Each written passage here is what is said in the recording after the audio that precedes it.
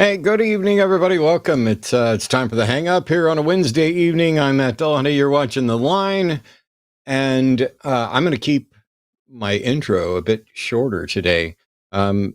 President Trump is going to be doing an address to the nation on network TV, which network TV is probably just going to go away pretty soon. I think the Academy Awards today announced that they're going to be going to YouTube by 2029.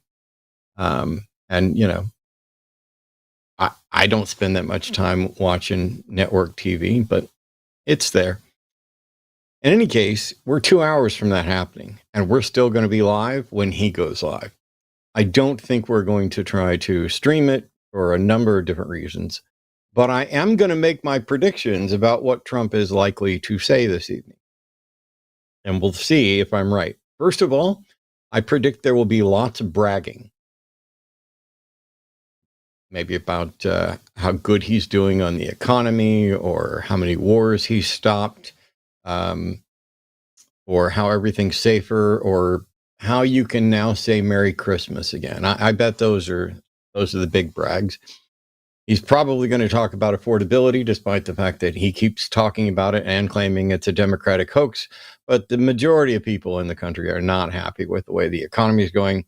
And I bet you that he's going to make a bunch of claims that either aren't true or aren't a credit to him or the economy as a way of kind of distracting. My number two prediction is that there will probably be something in there about going to war, but not actually war with Venezuela. I think his desire to keep pretending that he's the president of peace is going to keep him from trying to even ask Congress to declare war, but he'll talk about Venezuela. And he made a post today that had the word oil in it, I don't know, half a dozen times, but we're definitely not going to be going to war for oil again. No, that wouldn't happen. My third prediction is that there may be a delay on the Epstein files of some sort, as they have some special investigations going on.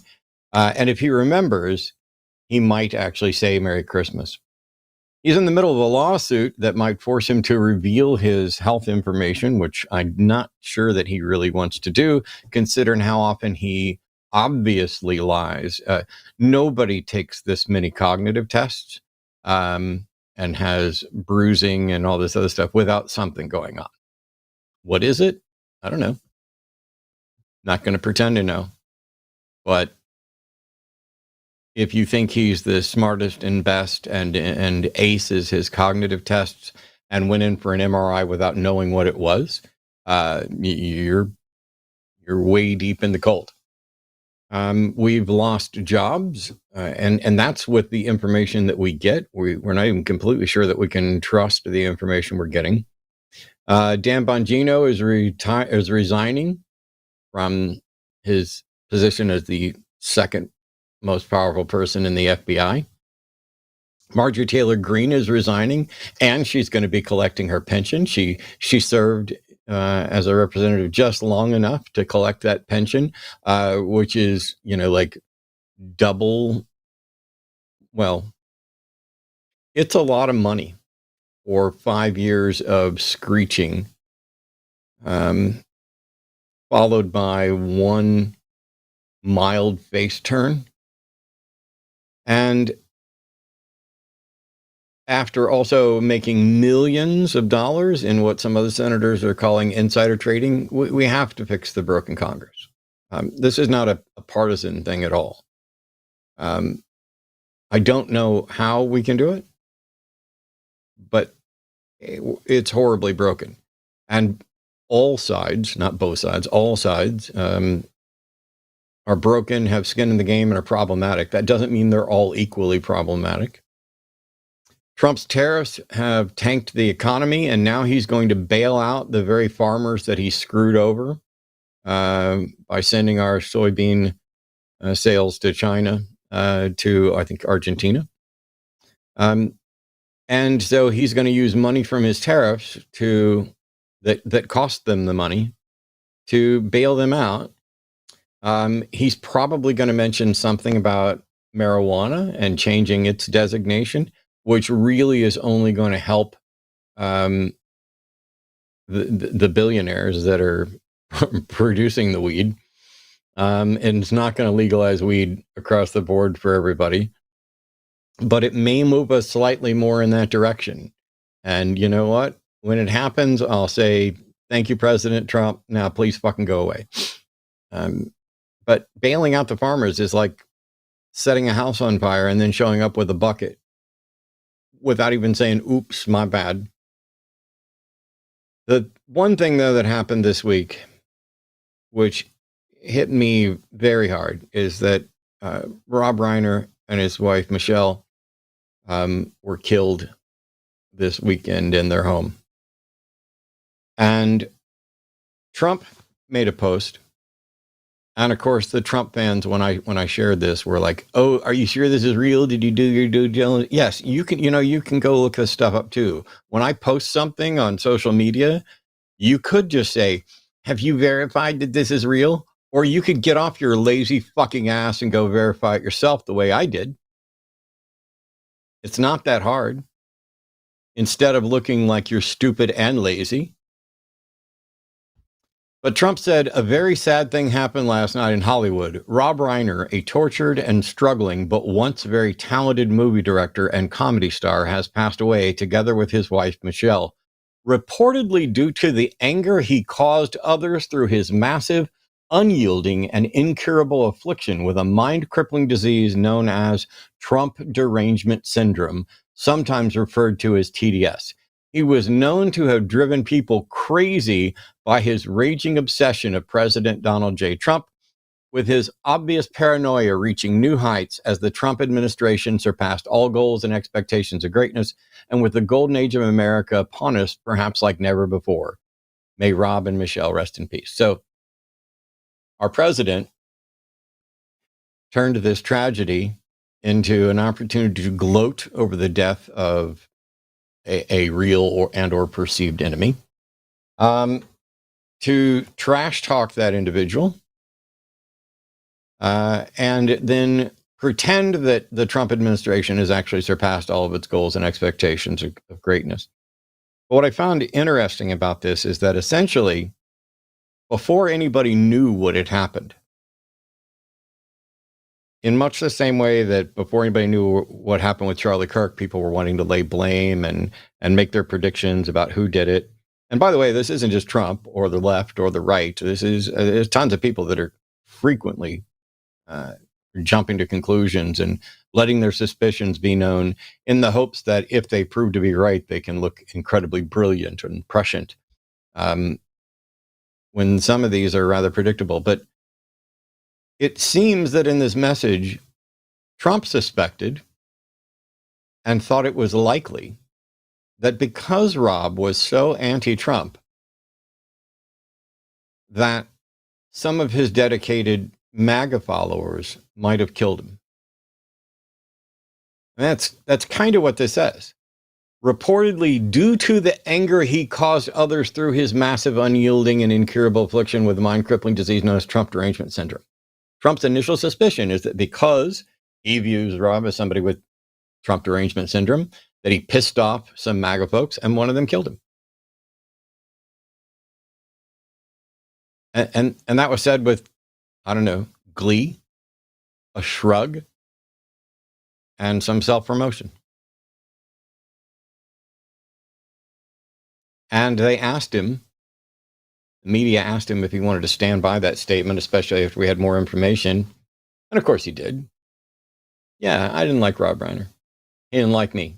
And that's the only criteria that Trump cares about. Do you like him? Or will you pretend to like him? Will you act like you like him? If so, he'll like you back. Maybe, if there's something in it for him. Unfortunately, it appears that while we don't have all the details, Rob Reiner's youngest son, Neil, seems to be the individual that killed them. The reports that are coming in are that Conan O'Brien had a holiday party Saturday night and invited a number of different people, and including Rob Reiner. And Rob asked if Neil, their son, could come with them, even though he wasn't initially invited. Conan said yes. And in part, it's because Neil was staying in their guest home, and they didn't trust him to be left alone in their Brentwood home. He has long struggled with substance abuse and addiction issues, and I don't even know the full scale of it, but evidently they were going through something, because at the party that night, he was walking around interrupting conversations. He interrupted Bill Hader, asking if people were famous, being rather obnoxious. And people who didn't know who he was, thought maybe he was a homeless person that walked in off the street. And late in the evening, there was a massive yelling fight between Rob and Neil at the party. Rob apologized. He and Michelle left. It's unknown whether Neil left with him. And what is known is that Neil checked into a hotel instead of staying in the guest home early in the morning, about 4 a.m, I think. And when the maids came to clean up, they found tons and tons of blood and sheets in his bathroom. That's what's being reported by the Hollywood Reporter. And at around 3 or 3:30 in the afternoon, Rob and Michelle's bodies were found by their daughter, who lives in the house across the street. Reports are that Billy Crystal and Larry David came by. And then there was an investigation, and then Neil was taken into custody, and today he was supposed to appear in court to be arraigned with 2 charges of first-degree murder, amongst other charges possible. But he was not medically cleared to appear in court, so that's been postponed to January. I grew up seeing Rob on All in the Family as Meathead, Mike Stivic. And that was probably my first introduction to left-leaning politics. And while I didn't know enough, and my family definitely wouldn't have agreed, there's no doubt that things that he said, not that he wrote them, but things that he said as an actor with that character, were things that he believed and were passionate about, and that stuck with me and many other people to this day. He then went on to direct a bunch of great movies, a couple Stephen King adaptations like Stand By Me, When Harry Met Sally, Princess Bride, A Few Good Men, Spinal Tap, and I guess most recently Spinal Tap's sequel. And he was a vocal, left-leaning, anti-Trump individual, which of course is why Trump responded in the way he did. My condolences and sympathy go out to all of his family. I can't imagine the scenario. I can't imagine if what we suspect has happened. You have family members with drug problems killing other family members with knives. I mean, that's personal acts of rage. And my heart goes out to everybody who benefited from his work and who loved him and will miss him. And fuck Trump. So, tonight's guest is here because I don't know enough about physics, and because at least one of my former physics experts is in the Epstein files, among some other issues. And you can find him on YouTube and TikTok at Blitz PhD, and on Discord and Patreon as Dr. Blitz. Please welcome Dr. Blitz. Howdy. How are you? Glad to be here. I'm doing A-okay, recovering from jet lag, you know. I am thrilled. I have been catching your streams off and on lately as well, and I know you've done other stuff here on the line, but I was like, I caught one, I guess, a month or so ago, and I was just distracted in the background, and I was like, oh yeah. I messaged Arden real quick, and I was like, hey, dude, can we get Blitz on the show? Because I have huge gaps in my knowledge. So can you fix that? Can you teach me everything I need to know about physics and quantum mechanics in like 5 minutes so that I'm an expert? I would hope so, but I probably don't know everything that there is to know about those things. So I noticed that we've already got calls lined up, including theists, and I want to get to them relatively quickly, especially since they're probably coming here to talk to you. But quick rundown for people. This is a call-in show, and while Wednesdays are quite often about politics, with Blitz here, if you're a creationist, if you're a God believer, if you would like to engage and have a sort of debate and discussion, that's why he's here. I don't know how much I'll be involved. I mean, technically it's my show, but I'm turning over this new leaf where I want my shows to be about me learning and everybody else learning as well. Both new ways to do stuff and new bits of information. We all know me, and we all know that I will not keep my mouth shut if I feel like I have something to say. But I'm incredibly optimistic and encouraged. Before we get started, I wonder what's just in case it ends up being foreshadowing. In all the time that you engage with creationists in particular, what is the one most common gap in their scientific knowledge? Either a misunderstanding or something that they just like skipped a step in how to think and evaluate things that keeps coming up in their support of creationism. Well, look, so there's kind of two kinds of creationists, right? The young Earth creationists, their biggest gap is that they don't really understand anything about science aside from just a list of facts, right? They don't understand that it's a process that you can use to come up with what those facts should be. Old Earth creationists tend to be a bit better about that. Their biggest misunderstanding is that they think that the Big Bang means the universe began. It's a common misconception, which is understandable. It was kind of the consensus until roughly 40 years ago. And would it be more accurate to say that we have no idea if the universe began, and that the Big Bang cosmology is the best description of the expansion, and perhaps the universe always existed in some form, we just don't know? Or do we know now? Yeah, so generally that's basically it. I mean, the Big Bang is best understood as a theory about an expansion from something that was hot and small. Whether it had a beginning, it's silent on. Most, and it's shocking to know now, but most of the architects of inflation, which is kind of the fancy version for the Big Bang, if you will, now think that the universe has always existed, which is just a little bit surprising. That is, I won't mention him by name, but I did some events with another physicist who was, we got into big discussions over whether something can come from nothing.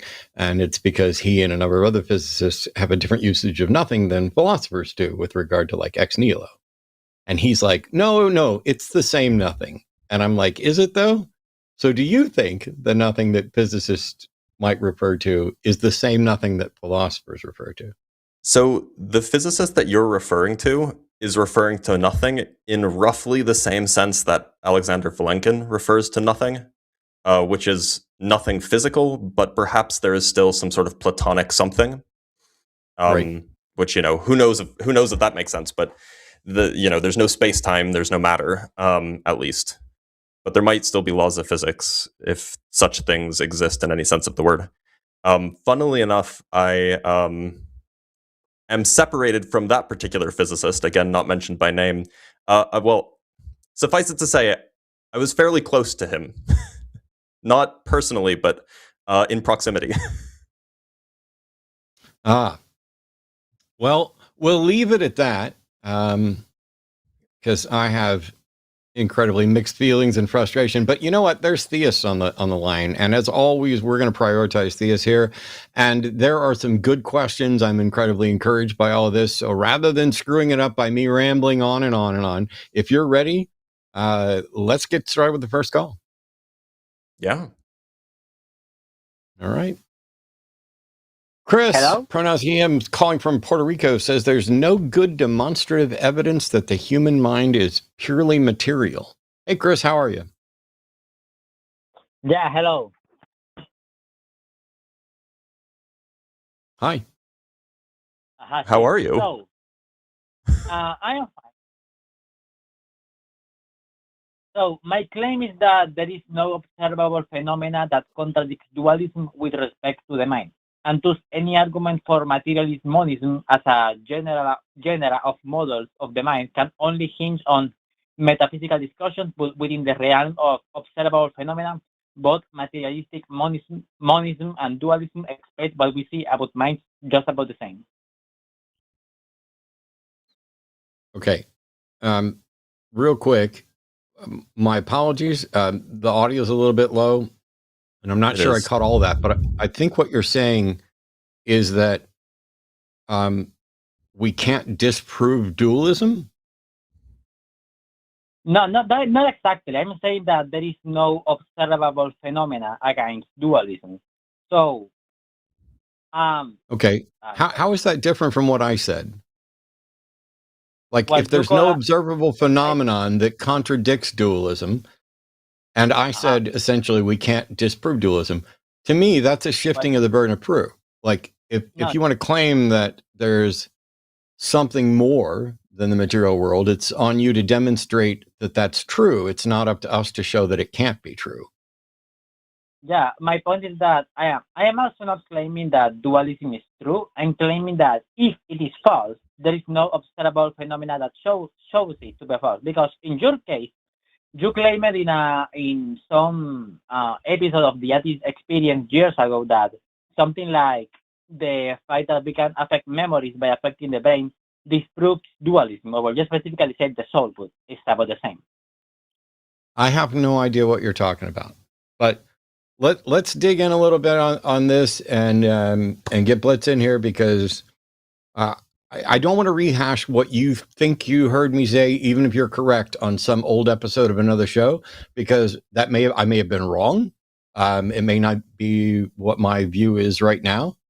But could we agree, Chris, that the material world definitely exists? Yeah, most certainly. Okay. I have no reason to think that there's something more than the material world. Do you? I did not came to this show specifically to prove that there are immaterial things. I came here to prove that, contrary to what you have. Okay, do you still agree with what you said years earlier, that, for example, something like memories being affected by the brain disprove the soul?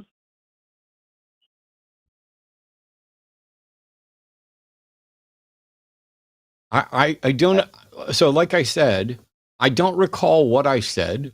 I don't know if you're understanding what I said correctly. I don't know what it is that you're asking.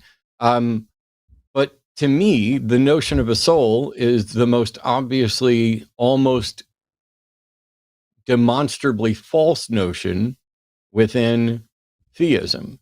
There's not evidence for a soul. The attributes attributed to a soul are either identifiable as functional aspects of the brain or not identifiable as real. Okay, so what are those things that you say that it is the most demonstrably wrong concept of theism? Why do you think it's demonstrably wrong? Because as I just said, when you make a list of all the features that we traditionally ascribe to a soul, those things are either malleable, changeable functions of a brain, or they are not demonstrably real. Like, one of the features of a soul is that it can exist outside of a body. There's no demonstration that that's actually real. Another aspect of the soul is that it includes my character and my preferences and my likes and my memories. And because all those things are malleable, that doesn't make sense. Did it delete it from my soul? We have cases of, for example, split brain patients where we sever the corpus callosum. You can go ahead and watch V.S. Ramachandran and talk about this. And what it does is it creates two independent personas that communicate independently. And in one case, one of them was a Christian and one of them was an atheist in the same brain merely because we separated it. Those sorts of interesting malleable aspects of persona are in conflict with the notion of a soul. And so since there isn't good evidence for a soul, and there is some evidence at least against the notion of a soul, I think it's one of the more clearly false aspects of theism. Yes. Yeah, okay, that's perfect. So, okay, let's get, for example, to what you say about your persona being changed with by altering the brain. Are you aware that there have been models of the soul that predate even the existence of neuroscience that say just that, and those facts are not at all evidence against them? I didn't heard you catch say, "Are you aware?" But we couldn't understand what you said. So, are we aware of what? Are you aware that there are models of the soul that predate even neuroscience as a whole? So you cannot say that they are ad hoc, which specifically say that something like memories and emotions and your preferences, etc., are all material and don't exist a part of the body, and thus all the evidence that you presented there are not actually evidence against the soul in general, at most will be evidence against some models of the soul? What do you mean by soul then? If you're not referring to something that somehow captures the essence of your personality, perhaps your life experiences, what do you mean by soul? Well, specifically, soul, as understood by Christian science, at even Aristotle and down to the scholastics, will be it's called the form of the body and the active principle by which a thing is alive, basically. But that is not actually the point of my discussion, because the point of my discussion is to claim that no evidence that you point against Chris, actually works. Chris, yes? It seems like what you're saying is that all those things I objected to as a material part of the mind, you say there is a model of the soul that would agree with that preferences and personality and all that are material, and they're not part of the soul, right? Well, they will be part of the soul, but that's because the soul is partially constituted by the body. Not completely, but partially. Okay, so that doesn't, Chris, that doesn't make any sense to me. I'm saying, let's just imagine that there are only four things that have four features that have ever been attributed to soul, just to make it easy. And I'm saying that these two are material and malleable, and these two have never been demonstrated to be real. And what seems to me what you're saying is there's a model of the soul that agrees that these two are malleable and not a part of the soul, and only addresses the other things. And I'm like, okay, cool. Demonstrate that those things are real.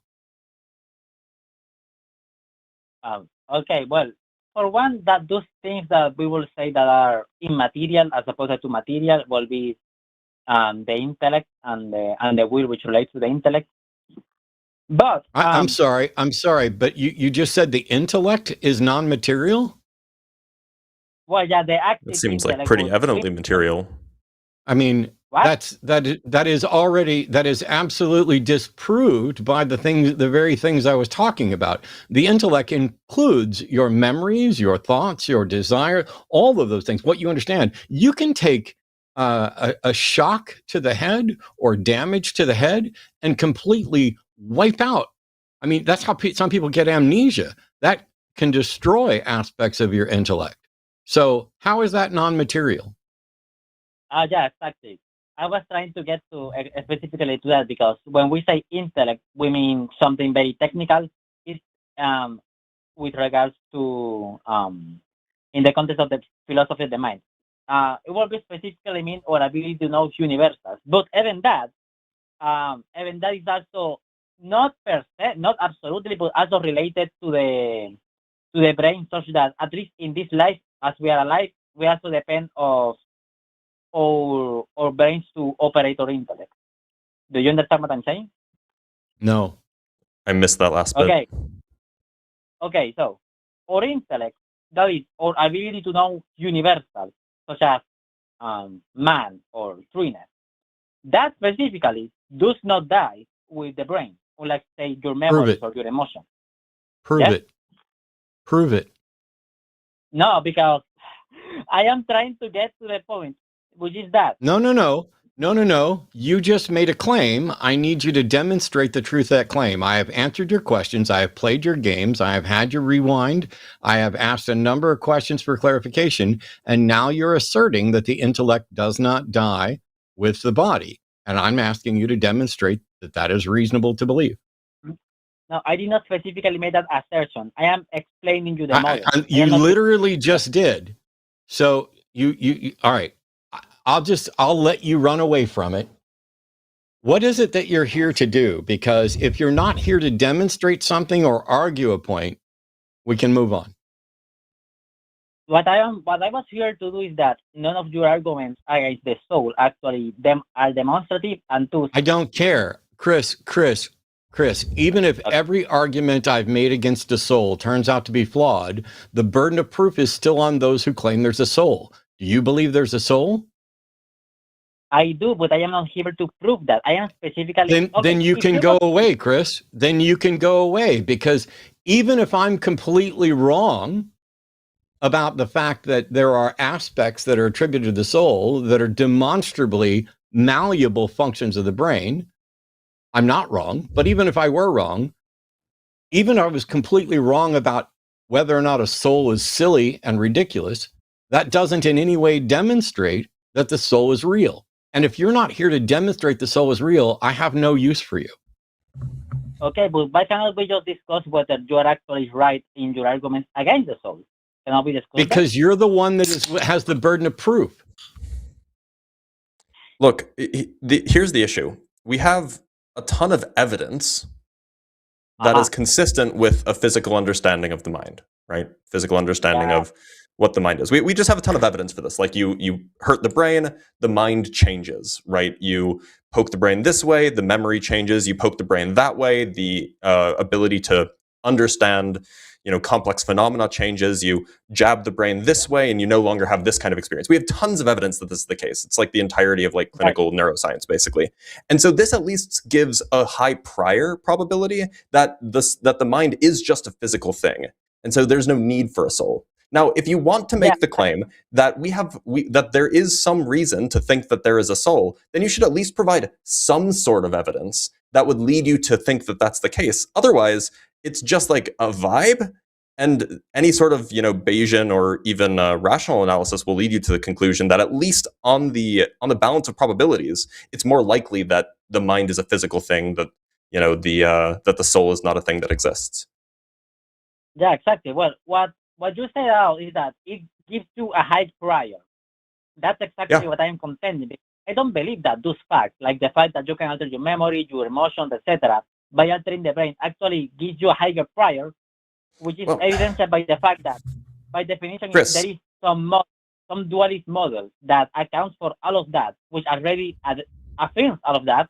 I don't know how that can give you a higher prior to the other model then.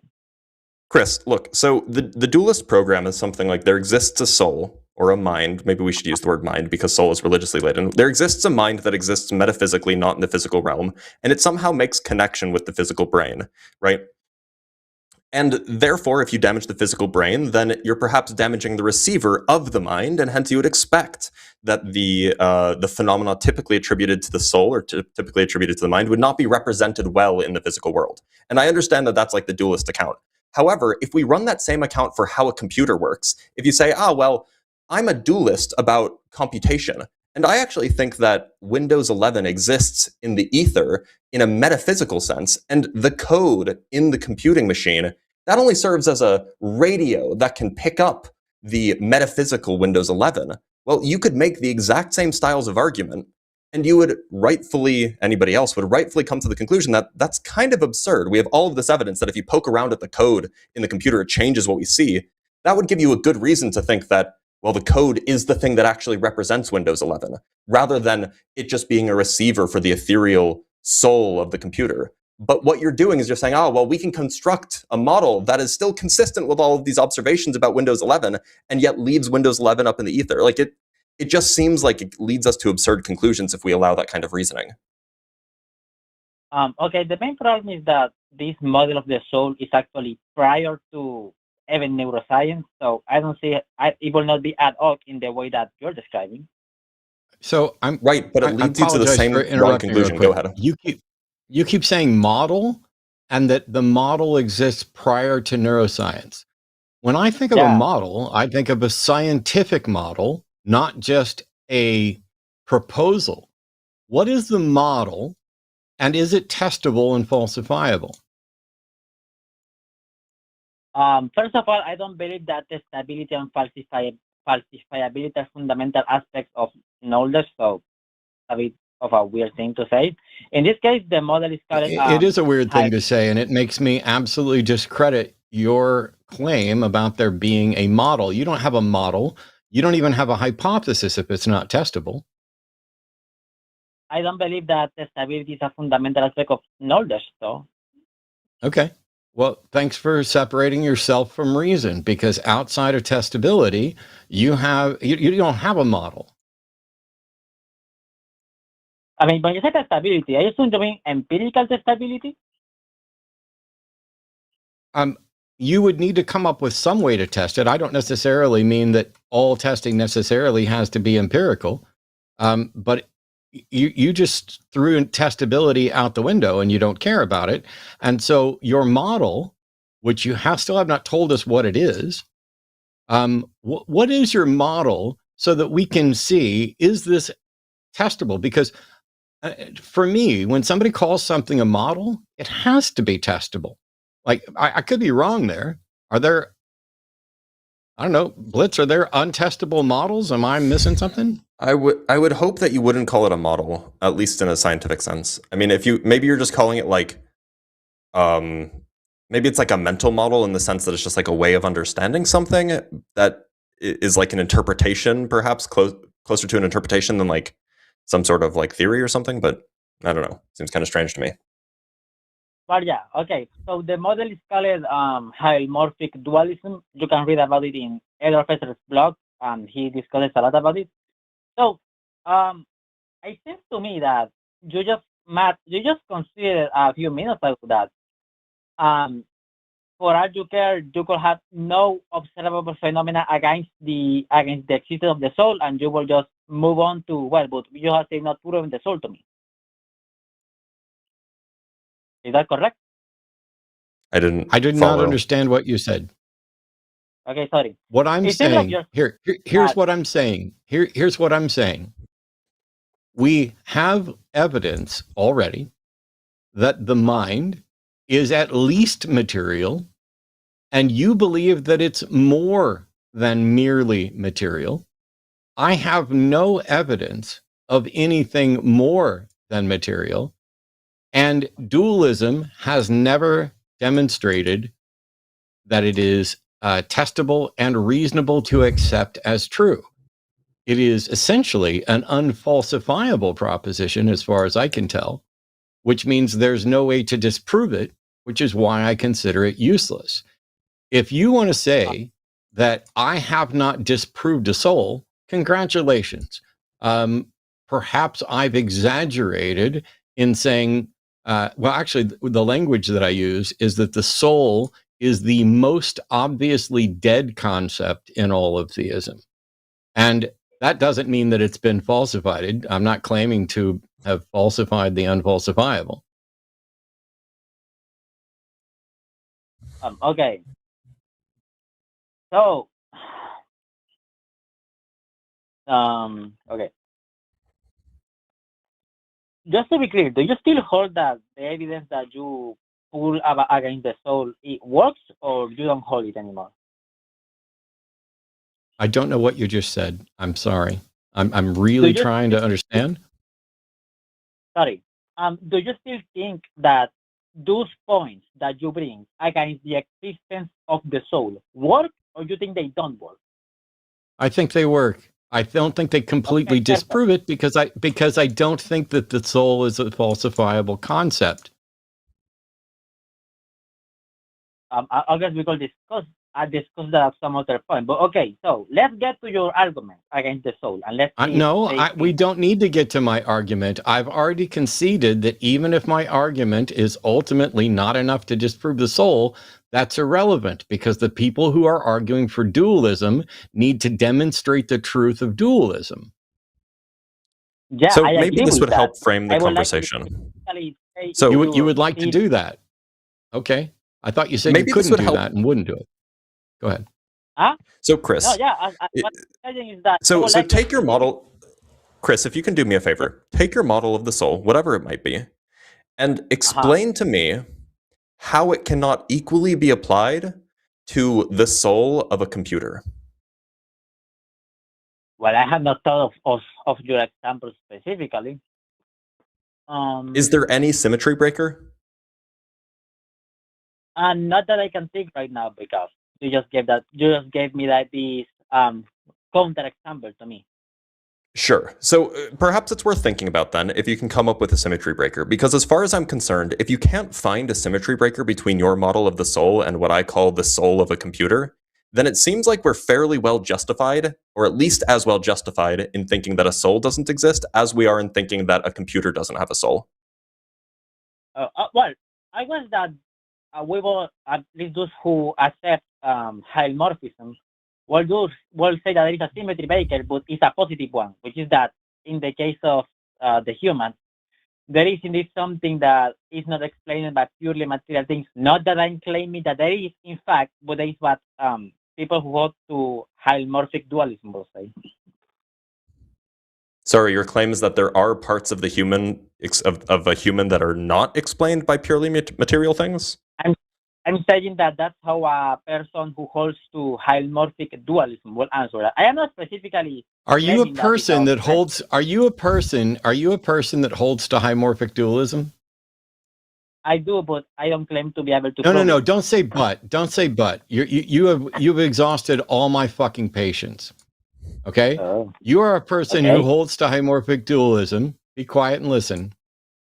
And when asked about this, instead of saying yes, you think so, you instead say that's what a person who holds to hymorphic dualism would hold, which is a really weird way of saying yes, that's what I believe. Meanwhile, you've called in saying you don't want to demonstrate, you're not here to prove anything, but you would like to prove me wrong. You would like to challenge. Please stop talking. You would like to challenge something I said. Well, let me be very clear. Whether or not you completely disprove something I said is completely irrelevant to whether or not you or anyone else has ever or can ever demonstrate dualism. And instead, I find it cowardly and ridiculous that you come in unwilling to defend your actual beliefs and even shrugging them off in a second person sense of that's what somebody who believes this would believe. And instead, you've made the same mistake that most of my debate opponents have made, which is instead of showing up to debate a topic, you've shown up to try to debate me.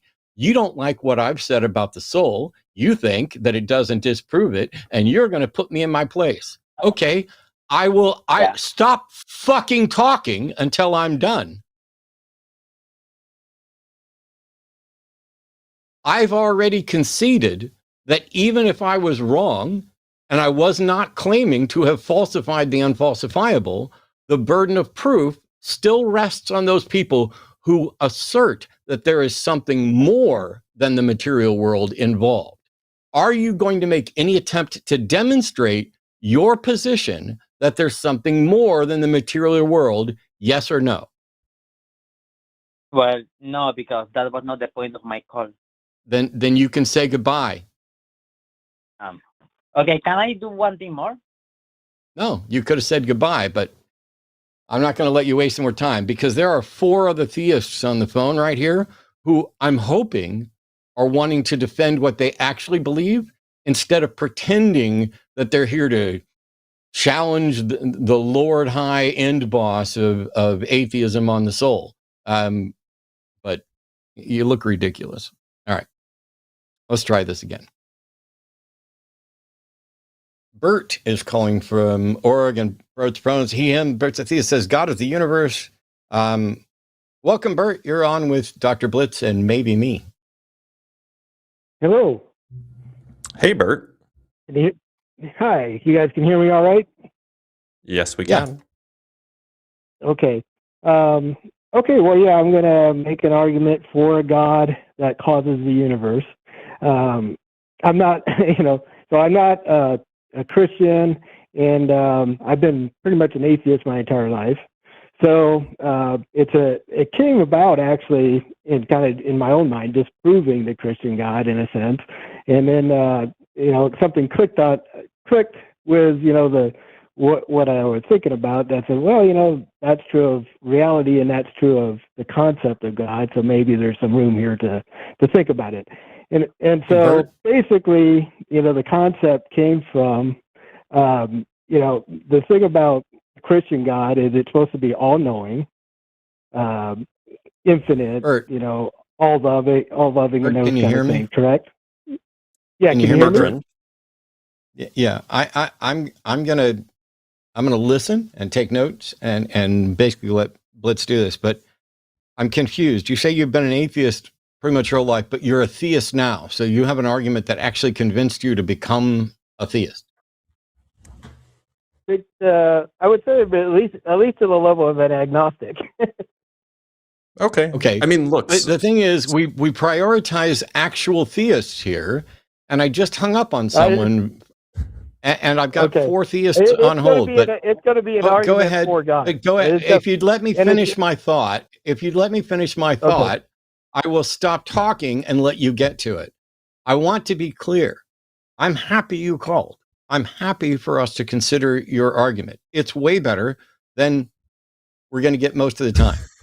But I want to be clear that we're looking for people to call in to genuinely defend what they genuinely believe. And so I'm trusting that Bert's that way. So Bert, please go ahead and tell us your argument.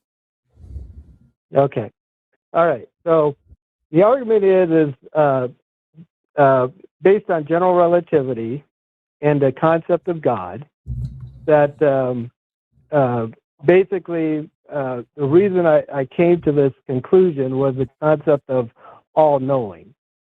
So the concept is, if an entity is all-knowing, it has to know everything. It can't not know anything, and that was my problem. Was a big problem for me with Christianity. They got a God that doesn't seem to know everything. So I was thinking more deeply about what it would actually mean to know everything, and it means that everything must be known at the same time. If I'm on speakerphone, if this is being difficult to hear, I'll take it off. You're fine. We can hear you. Okay. So with general relativity and time, my understanding is all time exists in the universe. There is no, the present isn't special. There's no, the past exists, the present exists, the future exists, and we have evidence for that through general relativity. And so it's basically, the concept of the block universe. So based on that, and that's similar to what you would expect from an all-knowing being.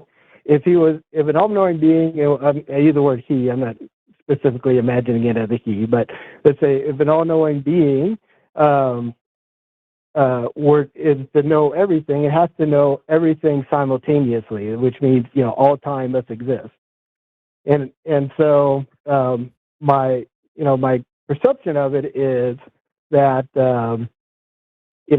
that's so that if a being was to create the universe, it would create it as a whole set. All time would exist simultaneously, and that's what we see with general relativity. That's the kind of the first step of the concept. So that's fine. That's where the concept came from. It's just not an argument, right? The fact that the universe is the way that you would expect it to be, that you specifically would expect it to be, if a god made it, is not really an argument in favor of a god existing. At best, it's an argument building your belief in God off of the way you see the universe to be. Well, my reasoning is that does seem to be based on general relativity. That does seem to be the way the universe is. Right, and so you've built your notion of God off of that idea, which is fine, I guess. You can build models off of pre-existing data, but it's not really predictive then. If my house is on fire, if my house is on fire, that is consistent with what I would expect if an arsonist came over and set my house on fire. But my house being on fire does not in any way demonstrate that the arsonist is probable or likely or the correct answer. Yeah, I know. I understand. I understand from that, just from that one data set, you wouldn't say that this, therefore that. I get that kind of logic.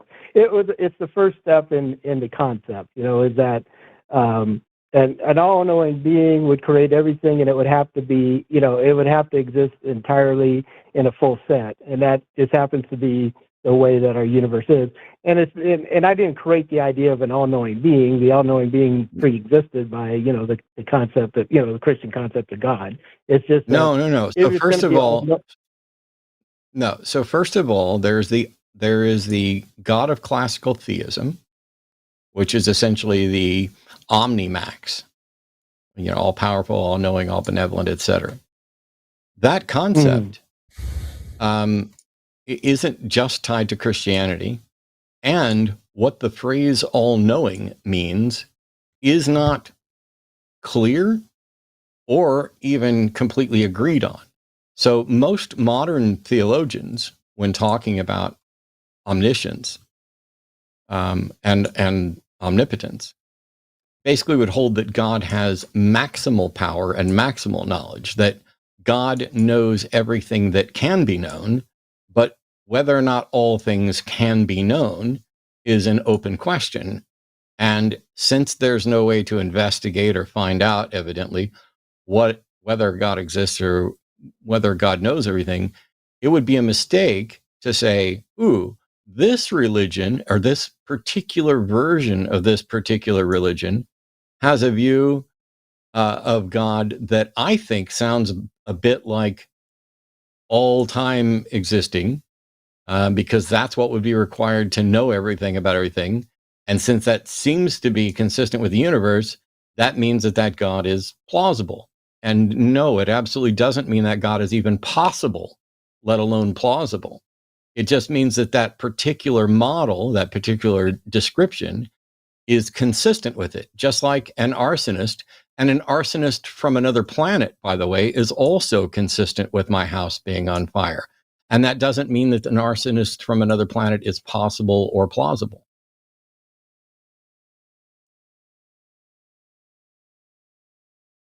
Yeah, I get that it doesn't mean that it's for sure true. I do understand that. It's just that it was a concept that sparked my my thoughts on it's where the concept came from is the fact that so that's kind of where it started. Right. So, okay, so that's not the argument. That's not the argument. That's just where the idea comes from. So why don't you tell us what the argument is based off of this idea? Okay. I'm gonna do the best I can with the concept. Is I was trying to provide the starting place so it made more sense maybe. And anyway, so part of my argument is I don't believe that nothingness can exist. It's not a thing, so there is no such thing as nothingness. So I believe the opposite of that basically is energy. So everything that is energy. Even matter is a form of energy. So that I believe that. And basically, so I did hear the first part of the discussion and from Dr. Blitz and such, where the current perception is that the Big Bang isn't necessarily the beginning of everything, and such. So, and I am aware of some of the more modern theories, but basically the idea originally was that there's a singularity where all the energy of the universe existed, and then something caused it to expand, right? So,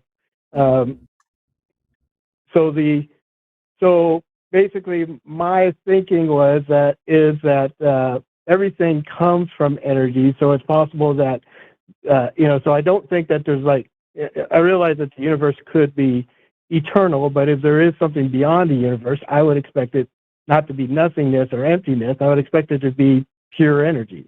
And it did seem like the original concept of the singularity would be that unfortunately, most of the energy from the initial state was released as pure energy, and we have about 1% because of the antimatter-matter collisions. So unfortunately, your understanding of energy is 110, 115 years out of date. There was a time back at the turn of the 20th century and, prior in the 19th and 18th centuries, where people thought energy was a sort of substance, like what do they call it, vis-a-vis or something like this. It was like a substance of motion or a substance of life or something like this. And then Emmy Noether comes along in 1917 or something like this and shows that energy is actually just a number that is associated with a particular kind of symmetry of a universe. And it kind of makes a lot of sense when you start to think about energy as on the same footing as things like temperature or velocity or momentum or mass. These are all just numbers that describe things. They're not things in themselves.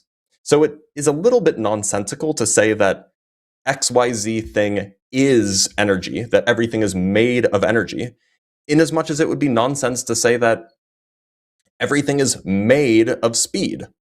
These are numbers. These are properties of things. So it's not really a reasonable thing to even say that everything is pure energy and that energy is in some sense prior to the universe. It's a category error. Okay. See, give me a moment to respond a little bit, because there's something I was going to say to that, but it's kind of slipped me listening to you. Is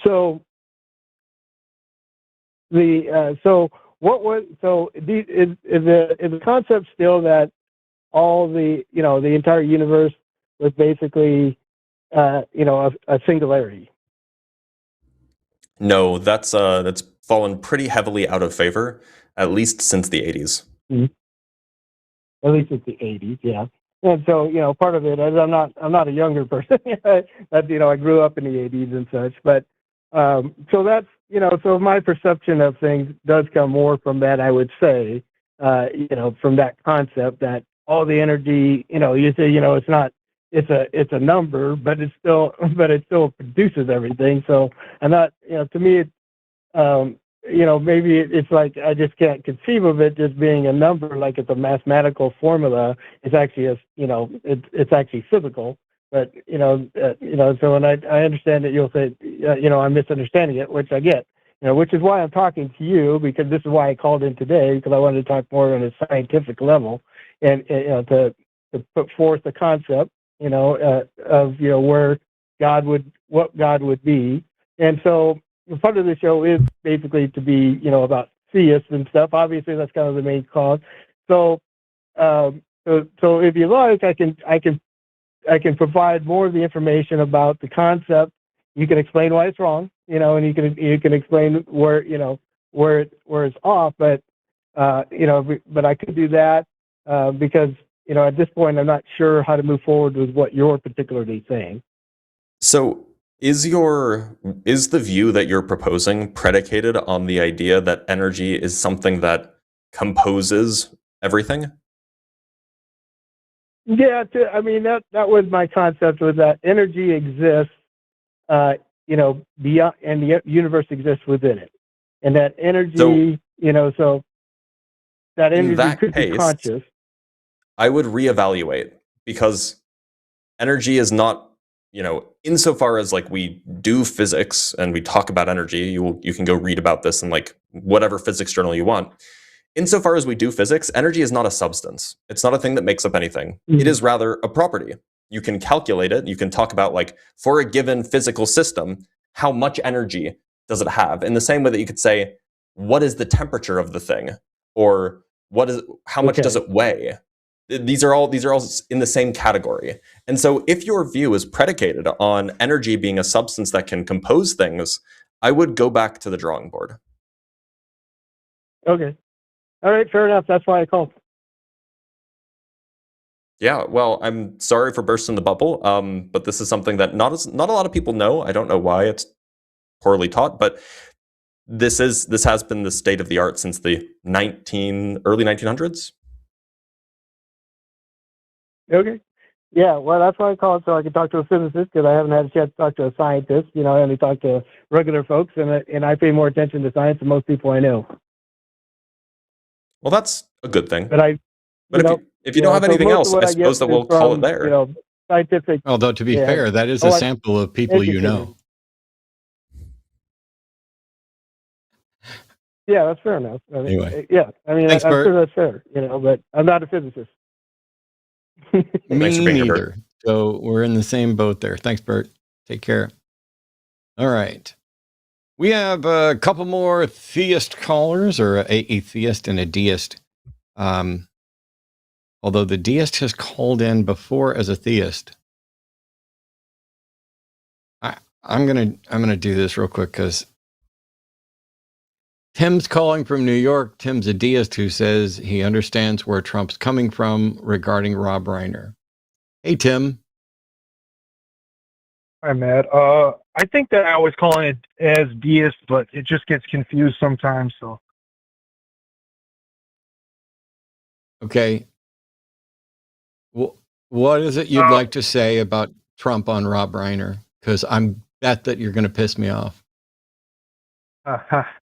well, I'm just saying I understand where he's coming from, given that the guy has pushed the idea of Russian collusion for years. That could have an urge for him to be. I'm sorry, Tim. Impeached. Tim. I know what Rob Reiner has said. Trump is a vile individual. Rob Reiner has called it out. I happen to agree with Reiner on most of the things that he said. I wasn't confused at all about why Trump doesn't like Rob Reiner. Did you think for a second I was unaware of why Trump didn't like Rob Reiner?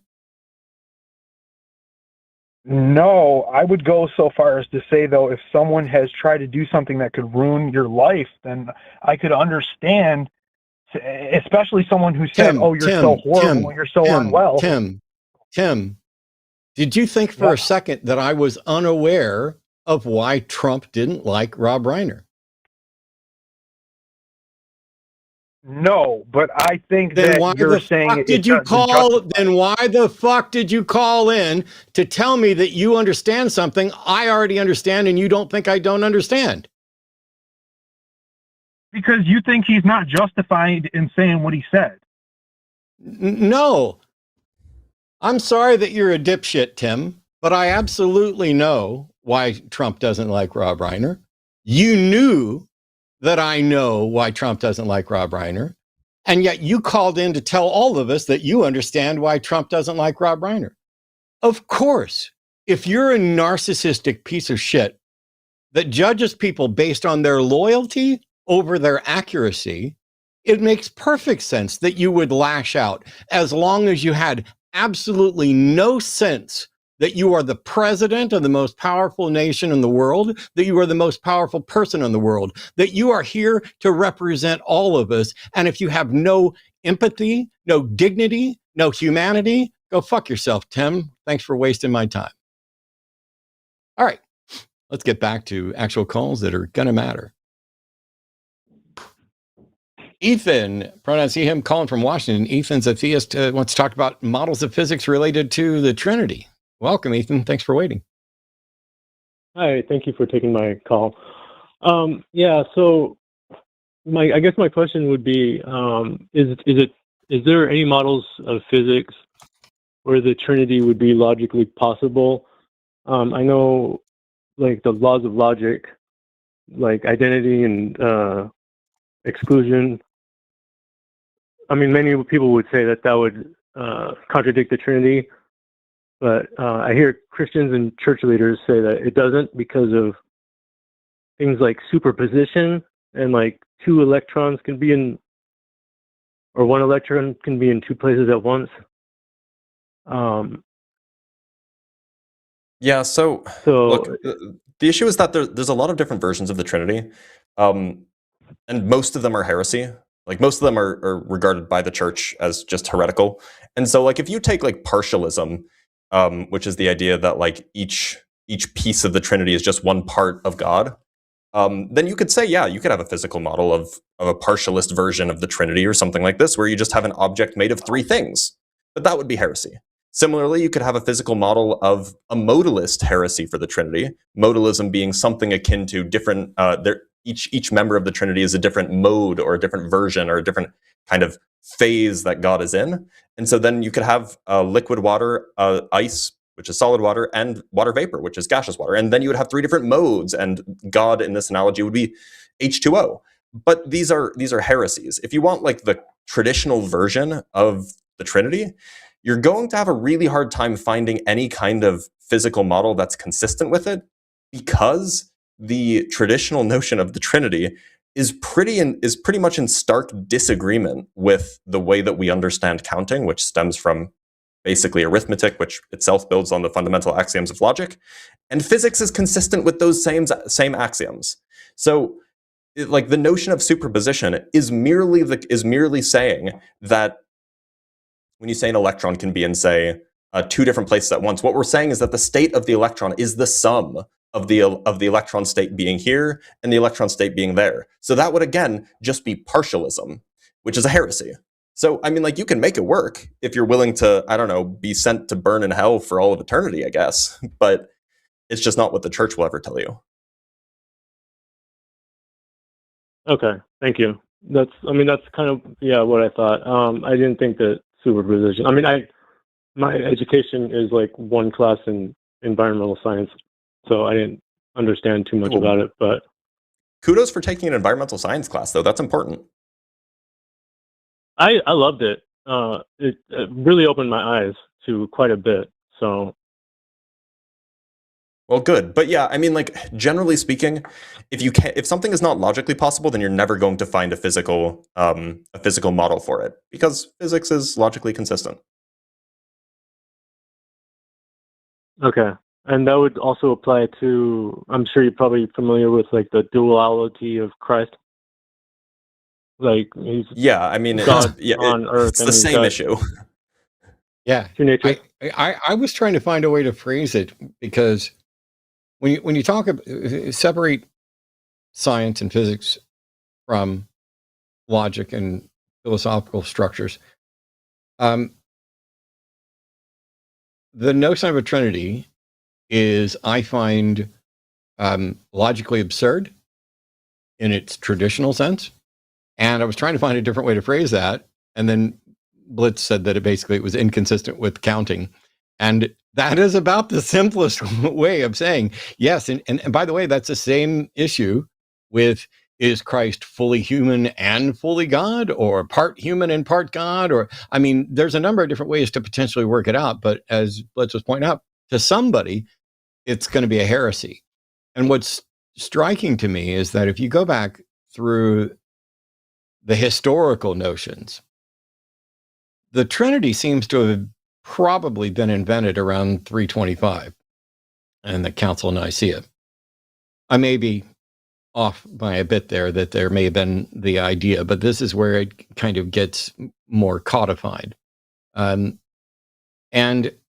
the verses in the Bible, like the Joanine comma, that are used to reference or present a version of the Trinity, don't look like forgeries and interpolations that don't exist in perhaps the original manuscripts. But we don't know. But the weird thing for me is, let's assume that there's some way for the Trinity to make sense. What is it? Now, I was raised as a fundamentalist Christian. I heard the Southern Baptist arguments and descriptions around it. I heard the Pentecostal descriptions around it. I heard the Catholic ones, and none of it made sense. But there were ways that preachers made it seem like it made sense. And that was by pointing out, hey, a stool needs 3 legs to stand up. If it's just got 2 legs, it falls over. But 3 is when it becomes stable. And those 3 legs are there. And so that's emblematic of the Trinity. And then my finger joints, there's 3. And then my arm is my hand, my lower arm, and my upper arm. All these things are reflecting the truth of the Trinity. You know, Father, Son, and Holy Spirit is just like grandfather, father, and son. And by the way, the grandfather is both a father and a son. Ooh, he's all those things. But the thing is, he's not all those things in the same way at the same time, which is what they're trying to claim with this notion of divinity. And then there's the actual passages where Jesus says things that don't make sense.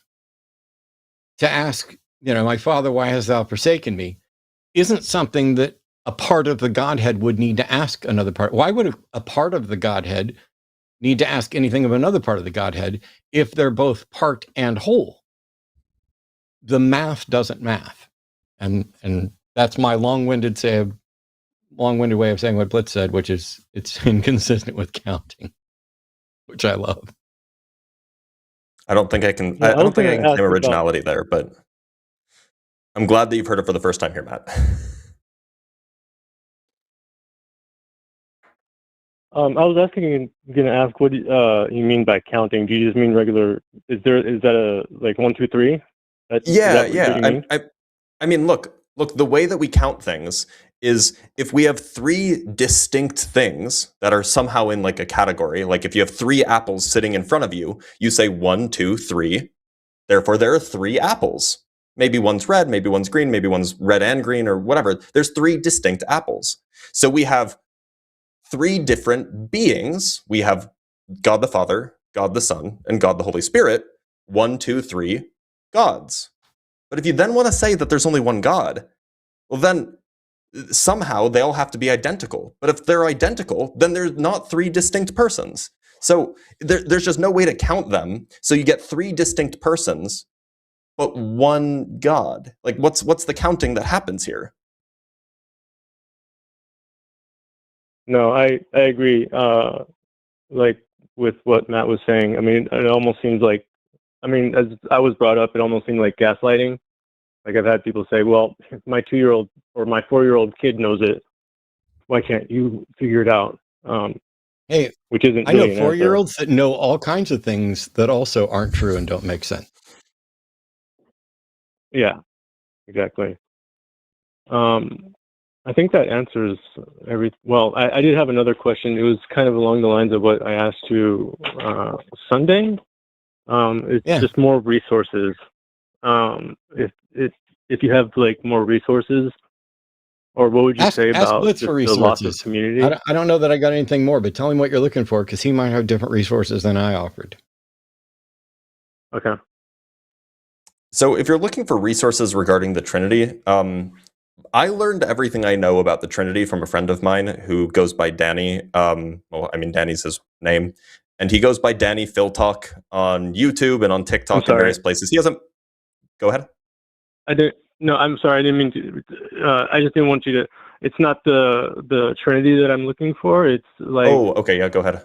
Leaving a church that you've been part of your whole life and, kind of the loss of community. There was... Yeah. The hope after faith. You should ask Matt about that. I don't know anything about that. Okay, no problem.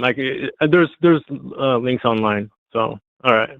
Thank you very much. I would definitely start with recoveringfromreligion.org. They have a message service there. You can talk to them, and they may have more links.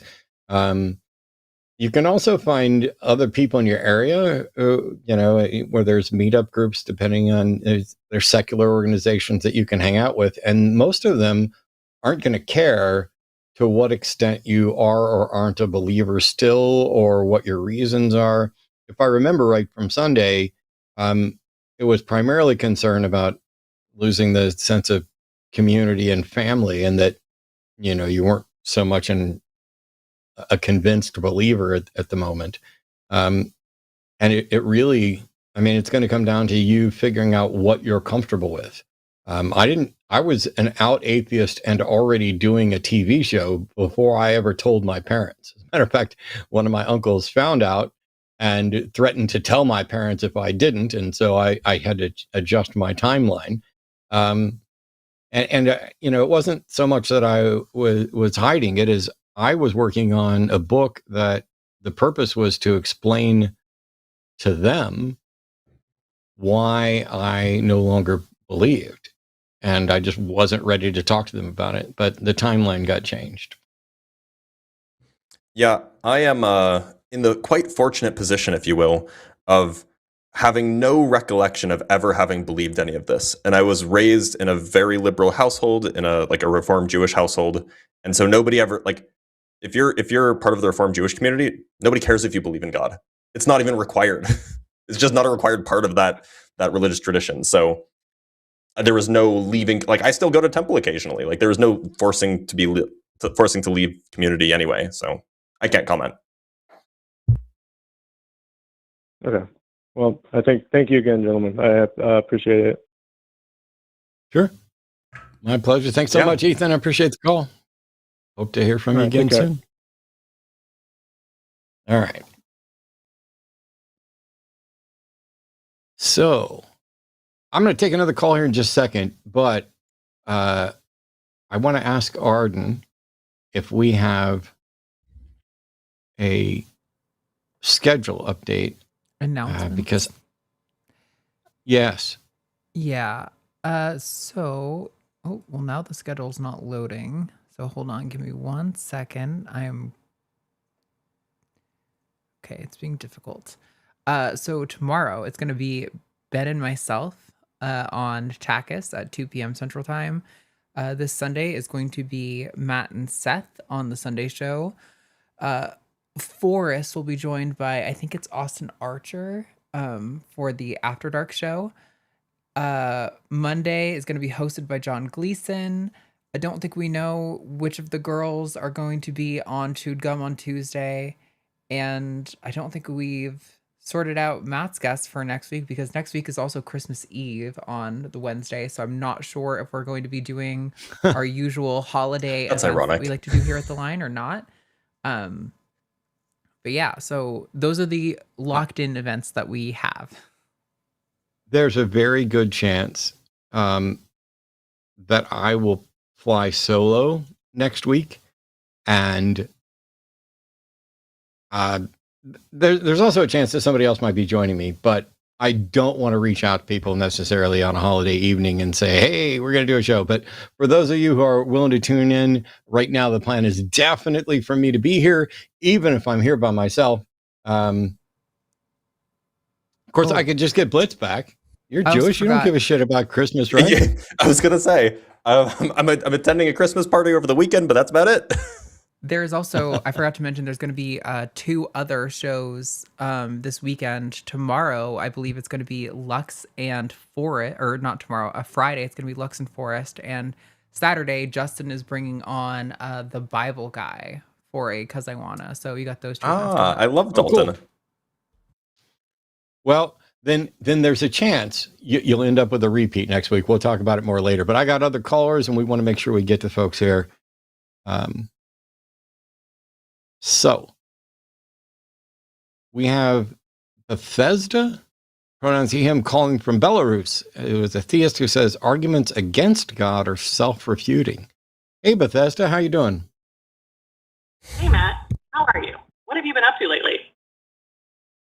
Oh, this is an AI voice, isn't it? Yeah, I muted it immediately. That's obviously a troll using some AI about to drop some slurs. So let's drop that person, please.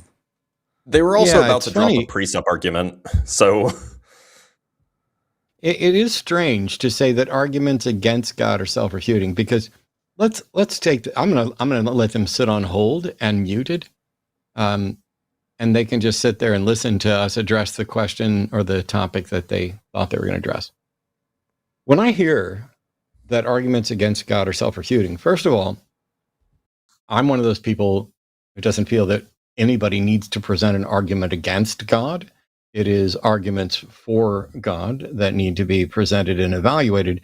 And really, what I tend to present is not so much an argument against God, but an argument against arguments for God. I'm pointing out why either these are fallacious or they're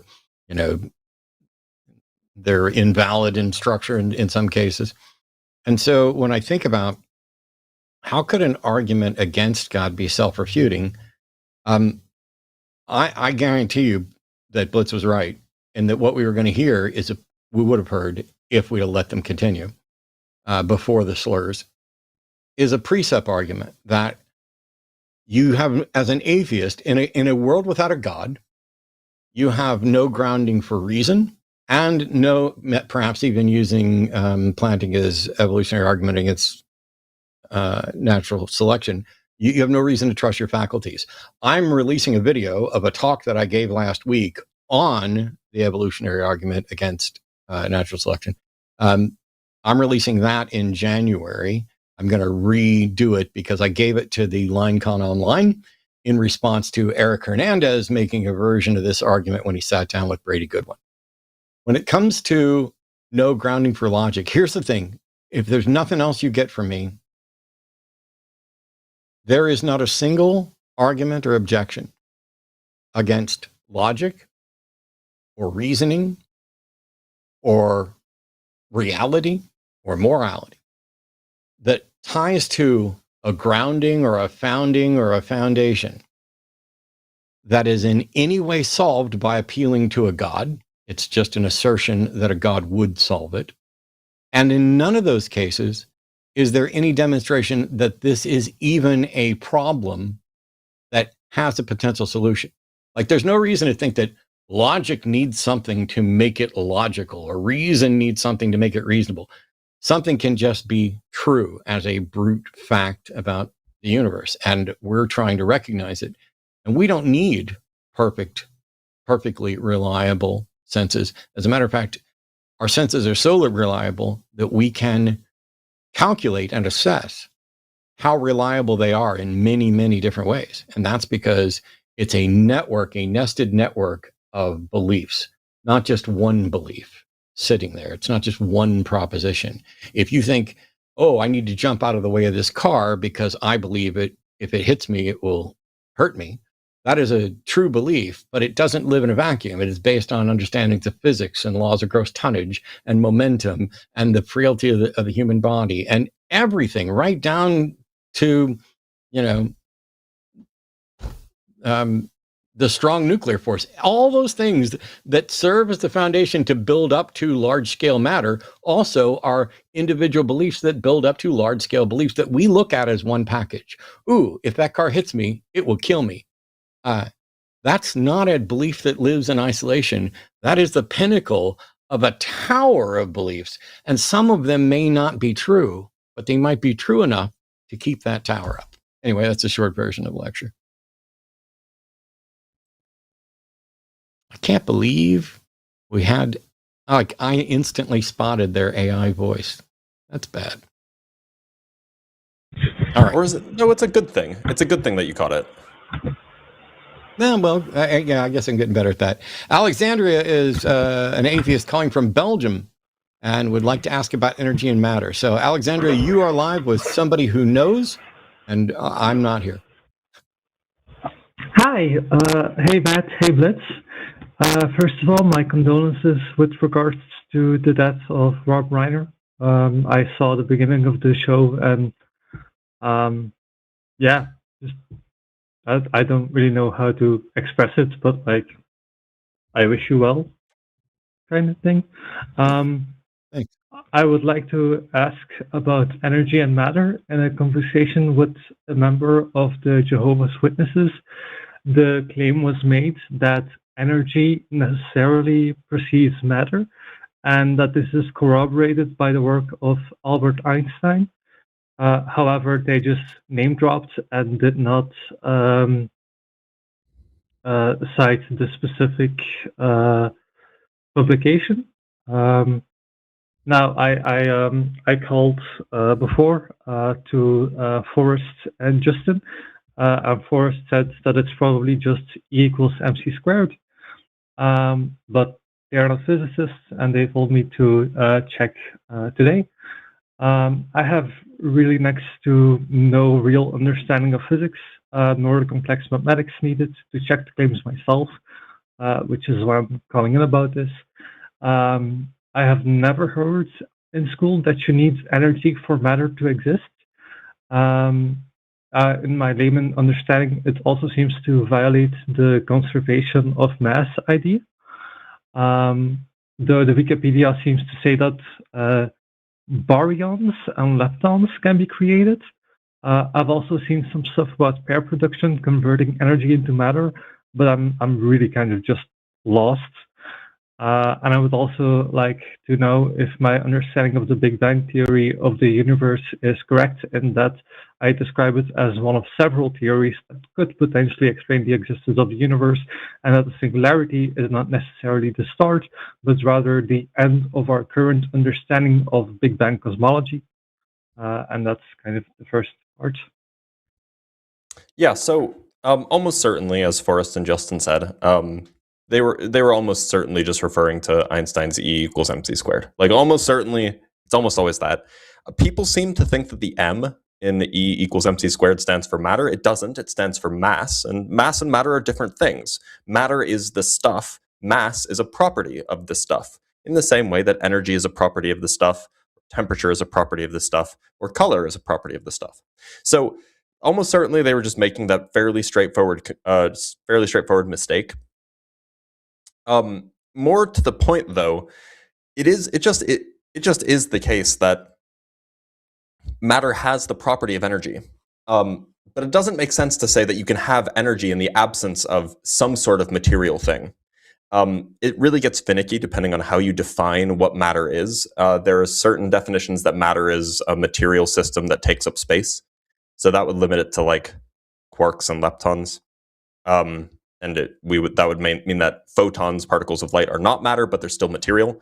But regardless, if you take matter to just be stuff like particles of light or particles of like particles that make up atoms, whatever it might be, those are the stuff, and that stuff can have energy. I mean, it necessarily will have energy. It'll have some amount of energy. It's a number.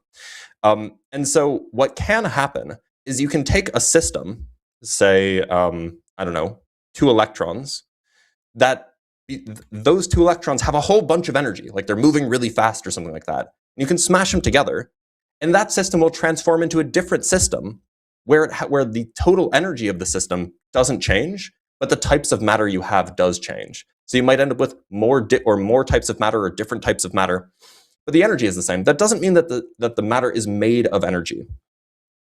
So yeah, I mean, anytime you hear anybody refer to anything about energy in the context of a theistic position, it's generally safe to disregard, because I can guarantee that none of them have read the original Einstein papers. So it'll never be relevant anyway. The second thing is with regards to the Big Bang. The way that the Big Bang is typically understood now is we typically just disregard the singularity part. We just assume that the singularity part was not a real thing. It's just a fiction of the mathematics. And we just chop off the equations a little bit after where the singularity would have been and say the Big Bang is everything from a little bit after where the singularity would have been and onward. It was the expansion from this small, but not infinitely small, region of space. And so in some sense, yeah, that is our current best understanding of how far we can wind the clock back. There are some more mainstream ideas about what was before that period of time. This idea called inflation is fairly popular, although, maybe it has a plurality of or maybe its consensus is a plurality rather than a majority. But nonetheless, there's this idea of a very, very rapid expansion that was cold rather than hot. The Big Bang is typically described as a hot Big Bang. And there are a whole bunch of other ideas, but generally speaking, yeah, the consensus stops a fraction of a second after the singularity would have supposedly existed. So if you just ask the average cosmologist, they will probably tell you that, yeah, the singularity likely didn't exist. There likely just was no such thing. Okay, thank you. I really appreciate it. Yeah, of course. I have a question, maybe to Matt, but sometimes I see clips about Philbros being annoying, and I just wonder what makes somebody a Philbro, because I just want to know ahead of time if there's like a specific way of going about it or mentioning philosophy that gets you in the Philbro bucket, because I want to know, because I don't want to fuck up, I didn't come up with the phrase, and so my understanding of it is entirely contextual. But to me, I tend to view it as apologists in particular, who, rather than presenting evidence-based arguments for what they actually believe, instead spend all their time defending abstract concepts with philosophical arguments that aren't necessary. Like the guy that called in earlier, they sat around and they thought, you know what? If there's something that exists outside of space and time, I would expect it to be energy. And my thinking is, why would anybody expect anything to exist outside of space and time? And I don't even know what that means. I don't know what it means for something to exist absent time, because that could be also described as this exists for zero time, which is logically identical to not existing. Now, that doesn't mean that it's not also true. For all we know, beyond the boundaries of space-time, there's a meta space-time with a different space and a different time that we don't understand. And it's possible for something in much the same way that you could view it as like The Sims in a game, and then the programmer exists outside of that. We don't have a solution to the problem of hard solipsism. And the best example I think I came up with is when Blake Gentle was over here, we were talking and we were sitting in a room, and I said, imagine that you and I have always existed in this room for all of our memory. Just, we woke up one day, we remember nothing, and we exist in this room, and there are no doors and no windows. And we only know what we interact with in this room. What sense would it make for us to speculate about what's on the other side of the wall? Because when we're in the room, we don't even know that it's a wall with another side. For all we know, it is solid forever in all directions. There is no other side to it. And when I said that, his views on epistemology, where he was essentially saying, no, I can tell you what's on the other side, started to crumble. Because if in fact there was another side to the wall, and on the other side was someone that I could communicate but you couldn't, that means that I am detecting something, whether you can detect it or not. And that means it is functionally, in principle, testable in a way that I could demonstrate that at a minimum, I'm getting some information that you don't. Same as we could for people who are blind or colorblind or whatever else. Mm-hmm.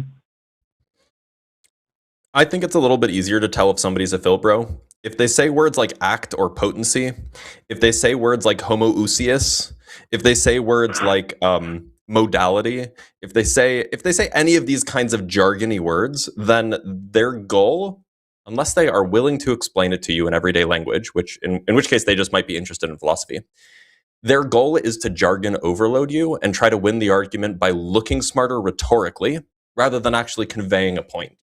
And that's what tends to happen with Philbros. They're trying to win a rhetorical game rather than actually convince you of something. I think the first caller was the closest we actually had to a Philbro, because he called in to specifically debunk something he heard me say on a show I haven't been on in 3 or 4 years, from who knows how far back. And it's like, can we just discuss this right now? Like, Maybe I misspoke. Maybe you misheard. Maybe I was wrong. Maybe I've changed my mind. I'm not here to defend something you heard me say 15, 20 years ago. But with what he's saying, yeah, I remember. I've said it many, many times that, and it's kind of half a joke because of the pun. And that is that the idea of a soul is the most obviously dead idea in all of theism. And in much the same way that, so like, did he show up? He didn't even show up, not just with no intent to do this, but made it clear, I'm absolutely not doing this. And it's like, if you were a scientist and you had good reason to believe there's a soul, would you ever call into a show and say, hey, I heard you say once that this disproves a soul. I'd like to show where you're wrong, but I have no interest in demonstrating the argument and evidence that confirms my position, which would simultaneously prove you wrong. Like, you just want to, this is what they've done with evolution and everything else. It's like, oh, if we can poke holes in evolution, maybe people won't believe it. No, you can poke holes in evolution until it's Swiss cheese and it falls apart. And none of that will prove that there's a divine, being that intentionally created everything. That still has to be proven.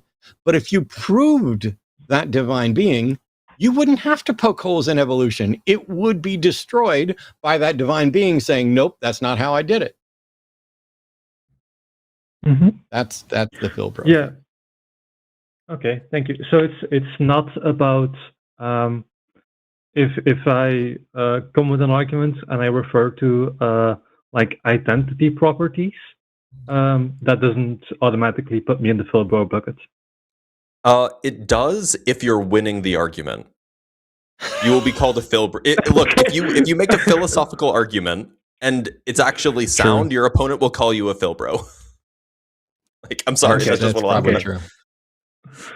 Cool. I wouldn't worry about it too much, Alexandria.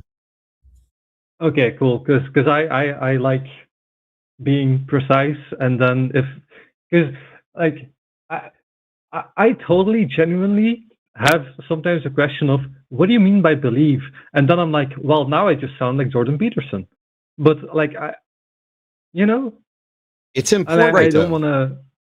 So there are people. Look, go ahead. So yeah, so maybe Matt and I disagree, at least in degree here. I actually think that philosophy can be fairly valuable as long as you can ground it in like what people understand and the way that people think about things, right? If the entirety of your arguments are completely incomprehensible to your average person, then you're not doing anything useful. But I'm fairly good friends with several philosophers, and I would say that even though they use jargon, even though they say things like metaphysical substrate, I would say that they're not Phil Bros because they're using these words in grounded ways that people can understand. So I don't think that you're at risk.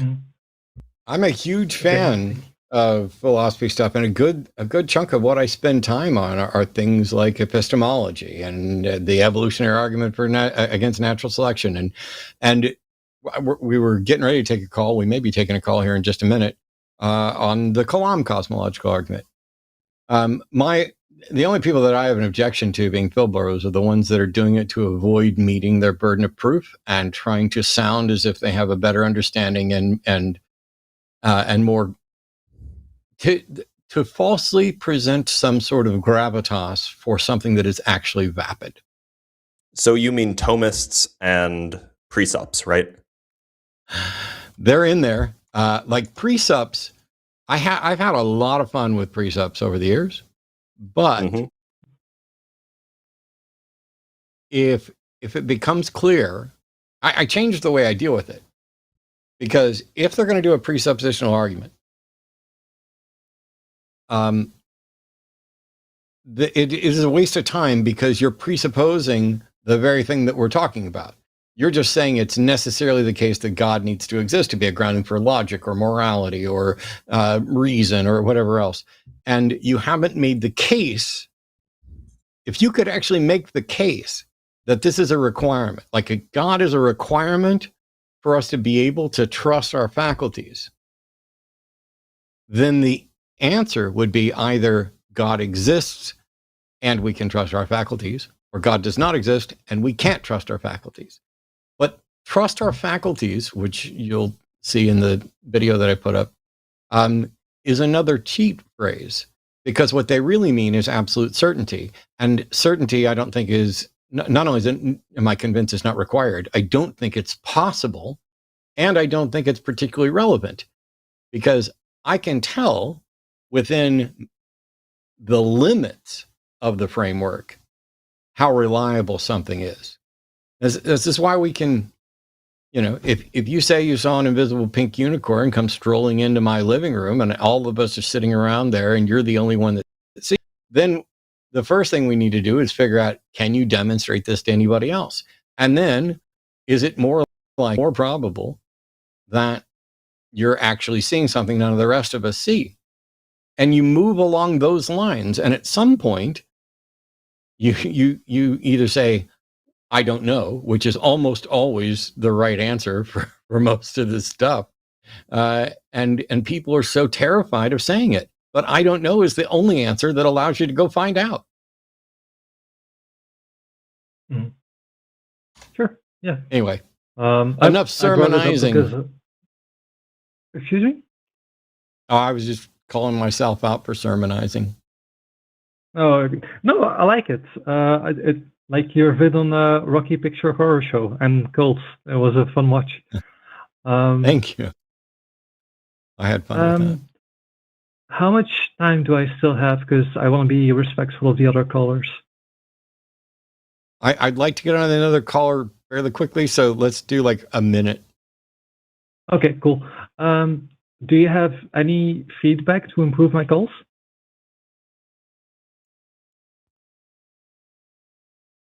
You're great. Improve your goals. Okay, cool. Because I have a bad habit of checking the comments when I was on the show, and I saw some people say that it's not really that interesting or it's boring, and I'm like, oh, Alexandria, that's because you agree with us. Like, right? Like, yeah. I mean, like, you'll get like the videos that get the fewest views are the ones where people are just talking in good faith and having an interesting conversation. What they want to see is they want blood sports. And I understand that because I also want to watch blood sports while I'm twiddling away at some boring work thing. Yeah. It's not your fault. Okay. Because it's like, I mean, I can pretend to be anti-abortion, but I'm not. Like. Well, you shouldn't. What do you want? You shouldn't do that. No, ma'am. Please do not pretend to be anything. I'm fine with people agreeing. I'm fine with people who agree with us calling in to get clarification on stuff, because that's how we build a network of people who are better at doing this. And then my job and Blitz's job gets even easier. I spend most of my time on social media. People will mention Christian apologists and Christian groups and these people and all this. I don't know who any of them are, because I spend most of my time engaging with atheists, purported skeptics, purported secularists, purported humanists who are spreading absolutely dumb bullshit memes and lies. And all it does is add work to my plate. And it's like, I think taking 5 or 10 minutes here to point out people how they can, I don't know, use Snopes or Google to figure out, hey, should I even be sharing this, even if it's true, or true enough? I think that's a better use of some of my time. But okay, cool. Maybe we'll get on to Cynthia's. Yeah. I'll call back some other time with some other stuff. It's been really fun talking to you guys. I think I'm already subbed to Matt, but Dr. Blitz, you seem familiar, but I hadn't subbed yet, but I did already right now. So cool. Good. Have a nice day and enjoy the holidays and stuff like that. Go do it. There should be. Is your link tree down below? I don't know. Who knows? Oh, yes. It's just my YouTube channel. Although I should say the YouTube channel that you linked is the YouTube channel that is much more science oriented and less debate debunky oriented. So there's a second YouTube channel that perhaps, and we can talk about this later, but there is a second YouTube channel where all of that stuff, that fun stuff goes. All you fancy people with multiple channels. It's probably smart. Look, I should probably set up a second channel. I was inspired by 'cause Justin. probably This take was me down. Justin's idea. Yeah. Me too. I was resistant to a number of things. The first couple of videos I put up on TikTok that were substantive at all got like 250,000 views when I had like no followers on TikTok. And I was like, oh, I could do that. But I was already doing so much work and so many, so much content on other channels. I was like, TikTok's not going to pay me. It's not worth the extra effort yet.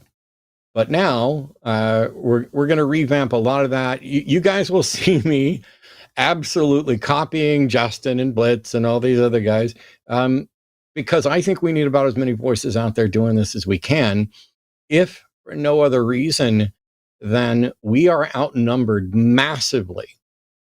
Skeptics, humanists, atheists, scientists, people who are remotely literate on science stuff, we are outnumbered massively, and the lies are stacking up and are becoming unbearable. And the world is absolutely going to get much more difficult to understand as AI improves, so that, oh, I saw a picture, I saw a video, I saw an entire scientific study, peer-reviewed, posted on this website, and boom, boom, boom, boom, boom. How do you know any of it's true?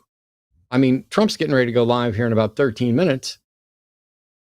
We're not too far from somebody being able to make it seem that the president is live giving an address. And, you remember the well, you don't remember, none of, I don't even remember, I wasn't around, but we remember hearing the story of the panic of War of the Worlds, a radio program that some people missed the announcement for and thought that we were actually being invaded by aliens. Once we get to a point where that type of stuff can happen every day and you won't be able to tell the difference, we could be very, very, very fucked in just about the worst way. And it's going to take a lot of effort to get us over that. I just had a conversation with my wife about this, about how it seems like I'm a fairly young guy, not as young as some of the people on here, but I'm only 32. And I'm starting to feel like I'm getting old, because my view, and my wife's view too, is starting to be, is everything getting worse? Because that's what every generation has ever thought. But it seems like it's actually getting worse this time. And I'm not really sure what to do about that. No, I have, you know how it's, and maybe I'm not alone here. You know how strange it is for me to have once upon a time been able to look at like a post on The Onion and immediately go, oh yeah, that's satire. And then somebody calls in to an episode of the show from 15 years ago, and they have, they're obviously a parody of somebody and not what somebody, I can't tell anymore. And every day I wake up baffled. Like, I mocked simulation theory, and I still do.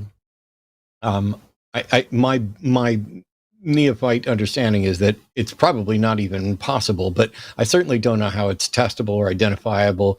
And it seems to be an interesting and yet time-wasting speculation. And yet I wake up daily going, I have to be like, did I die when I had my heart surgery and I'm actually in hell, or I'm in a simulation? Because the information that's being fed to me, I don't know how people can believe this. I don't know how this, the cult-like mentality, the level of conspiracy theory, Pizzagate. I mean, these were things that people bought into. And if you're going to buy into that, it's not going to be, there's better evidence for bullshit now than there was when people were ready to kill and die for bullshit. Anyway, we got another call. Real quick before well, we yes. take this next call, if I can, producer lady speaking here.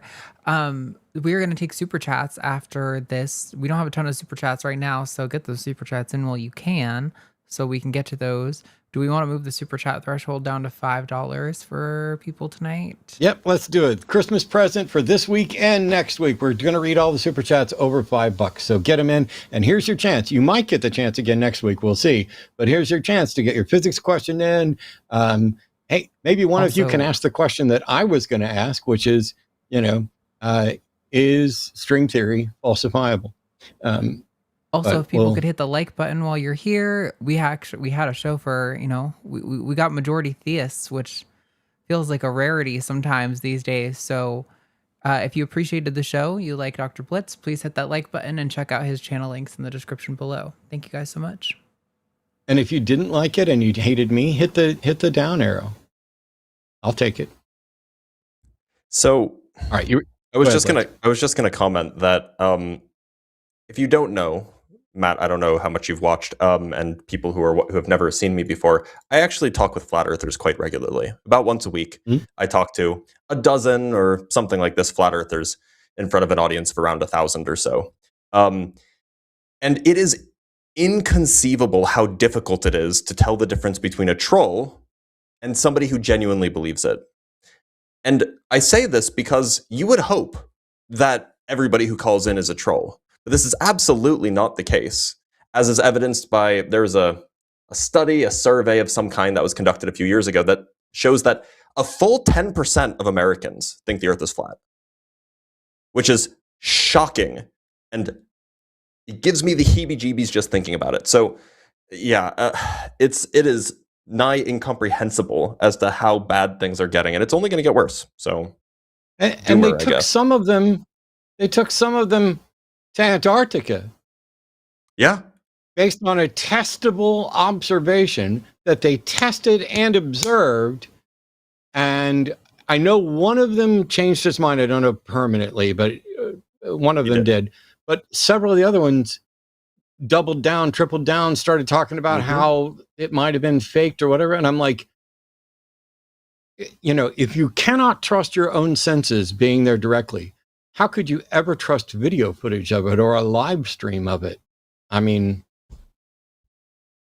it's a very scary time to be alive. I feel like, who was it? Socrates that said, writing will destroy the minds of all of the youth, except this time it's AI and it actually will destroy the minds of everybody. Anyway, we have another caller. Yeah, let's get to this caller and then we'll probably go to super chats after that. Sean is an atheist calling from California, pronouns he, him. Sean doesn't like the Kalam. Me neither, but let's get into it from a physics point of view. Hey, Sean, how are you? I'm good, Matt. Good to talk with you. I'm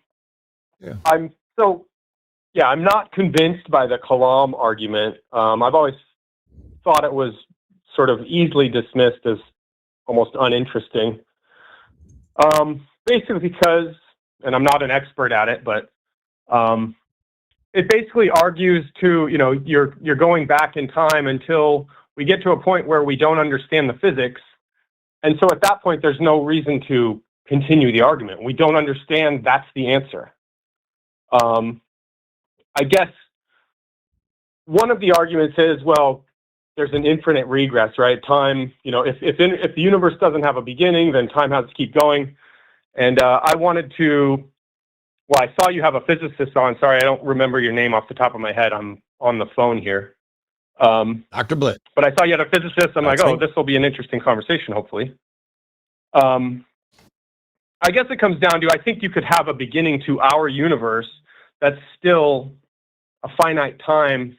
You basically get to a point where time itself has no meaning. And so to get into the physics of it, I guess, I think I go to photons, right? Photons, massless particles in general, don't experience time from Lorentz invariance. And if I follow that, sorry, go ahead. Sort of. Well, look, this is a thing that a lot of people say, and even Neil deGrasse Tyson and folks like this will say this. There is something to be said that, like, it's not quite right, in that there is an completely valid description of a past, present, and future for a photon. it just doesn't have proper time. Proper time is just one type of time that you can ascribe to a thing. There's something else called affine time, which photons definitely have, and it allows you to delineate between past, present, and future. But I mean, suffice it to say, this is one of those things that gets people confused a lot very quickly, and can lead to some very, very confused statements as well. Yeah. Okay. So just a fair warning. Yeah. Good. I guess this next part will kind of clarify my thinking on it, and then you can, slam it. So I know, my background is in particle physics to some degree. So I'm aware of the gauge fields in the standard model are massless fundamentally, and then it's through interactions with the Higgs where they acquire mass. And I guess what I'm thinking, as you go earlier in the history of the universe, before the electroweak symmetry breaking, particles aren't interacting confined to the Higgs yet. Everything's massless. So in my thinking, everything's massless, nothing's experiencing time. So, that could be going on. I mean, there isn't even a concept of time in that environment. That was sort of my thinking. You get to a point where time doesn't even mean anything. So there are some senses in which you can say that. So yeah, the way that we define time and relativity is very distinct from the way that we talk about like a particle experiencing time or something like this. Like, you can make a clock with a photon, right? You can describe temporal properties just by frequencies and things, or you can talk about the frequency of a photon in a reasonable way, and that can give you a notion of time. So even if everything was massless, there's still a sense in which you could have time, so long as there's non-trivial interactions. And furthermore, there's a sense in which you can have a past, present, and future, even if there's not a sense in which you can have well-defined durations. This is, for those who want to look this up at home, you should look up something called a conformal field theory. That will be a thing that can describe that can describe space and time, but not duration and not size. Which sounds counterintuitive, but it's just a way of thinking about a certain type of field. Anyway, this is all to say, the issue is not whether or not there are particles that experience time, whatever that might mean. The issue is whether or not the paths that objects take through space-time terminates or not. If they terminate, if they just end, as you wind the clock back, whatever that means, then that would mean that you, in some sense, have a beginning of time. That there is a beginning of the world line, and then everything starts from there. On the other hand, if you can keep winding the clock back forever and ever, then there's no beginning. And so often when we talk about a singularity, this is what the Coulomb cosmological argument kind of goes for, and this is what people like William Lane Craig kind of cite. They talk about things like the Borguth-Vilenkin theorem. They are referring to this sense of, do these world lines, these trajectories through space-time, do they actually have an end? And that notion, whether the world line has an end, is independent of whether the particle is massless or massive, or whether it has proper time or not. That's just a well-defined kind of invariant notion. Now, there are issues with the BGV theorem and things like this, but that's the notion that they're talking about when they're talking about time having a beginning, not really the sense that particles experience time in any sense. I hear what you're saying. I guess one of the things that led me to this, like I said, my background is in physics. So in a sense, you're familiar with Feynman diagrams, right? And so when we calculate scattering interactions of particles with one another, inside of Feynman diagrams, you can have these loops, right? You're not confined to energy conservation. Particles can just come up in and out, and there's not really a time, of that. You don't there's not an early part of the Feynman diagram. There's an in and an out, but there isn't really time within that. So what I was, the idea was, well, if we go back to, the whole universe is condensed so small that the whole thing is inside of this crazy Feynman diagram where, there isn't really a coherent time to everything. Anyway, that was the thinking. And I guess, as far as the Coulomb, it's the uncertainty in what's going on is enough to throw that out. But anyway, I just wanted to pick a physicist's brain on this. my general view is that you probably have good grounds to at least not accept either premise of the Kalam. On physics grounds, you just have good reason to reject both of them. And on philosophical grounds, you at least have good reason to reject one of the premises, namely that everything that begins to exist has a cause. So I mean, like, I don't know if you've seen Sean Carroll's debate with William Lane Craig. It's famously, it's excellent. Famously, I think that it probably single-handedly ruined William Lane Craig's career. Yes. Maybe it should have. But I mean, you pull up Alan to basically say you don't know what the fuck you're talking about. It's my model. It's just the case that like that version of the Kalam just doesn't do anything unless you already subscribe to some kind of theology that's consistent with it. Yeah, my dismissal of the Kalam is I think it's the worst of the smart arguments, if that makes sense. In the sense that there's a lot of smart people who have done some effort and have put together an actual premise conclusion argument. So it's way beyond Ray Comfort's, a painting has to have a painter crap. But the entirety of the Kalam is this. Premise 1, everything that begins to exist has a cause for its existence. Premise 2, the universe began to exist. Conclusion, therefore the universe had a cause for its existence. It is a valid syllogism. The question then, is it sound? And as Blitz was just saying, premise 2, the universe began to exist, is not established scientifically and can then be rejected, not as false, but as not demonstrably true. Maybe as false. Maybe we'll get to, but the first premise, everything that begins to exist has a cause for existence, is also problematic in the sense that, first of all, we don't have any way of knowing or establishing that. And it was the original versions of cosmological arguments were just everything has a cause. And then like, ooh, does God have a cause? No, he's uncaused. So they changed it to everything that begins to exist because God doesn't begin to exist. But it's all irrelevant because the conclusion isn't therefore there's a God. It's therefore the universe has a cause. That cause need not be a thinking agent or intelligent. It might not be intentional. It could be as much as, the lightning struck and lit my house on fire. That's the cause. It's not necessarily an arsonist or an alien arsonist. And so the entire structure of the argument, this is Philbro writ large, which is why it was nice to watch Craig get taken down a peg on this, because it does not even attempt to demonstrate that there is a God, which is what it's being used for all the time.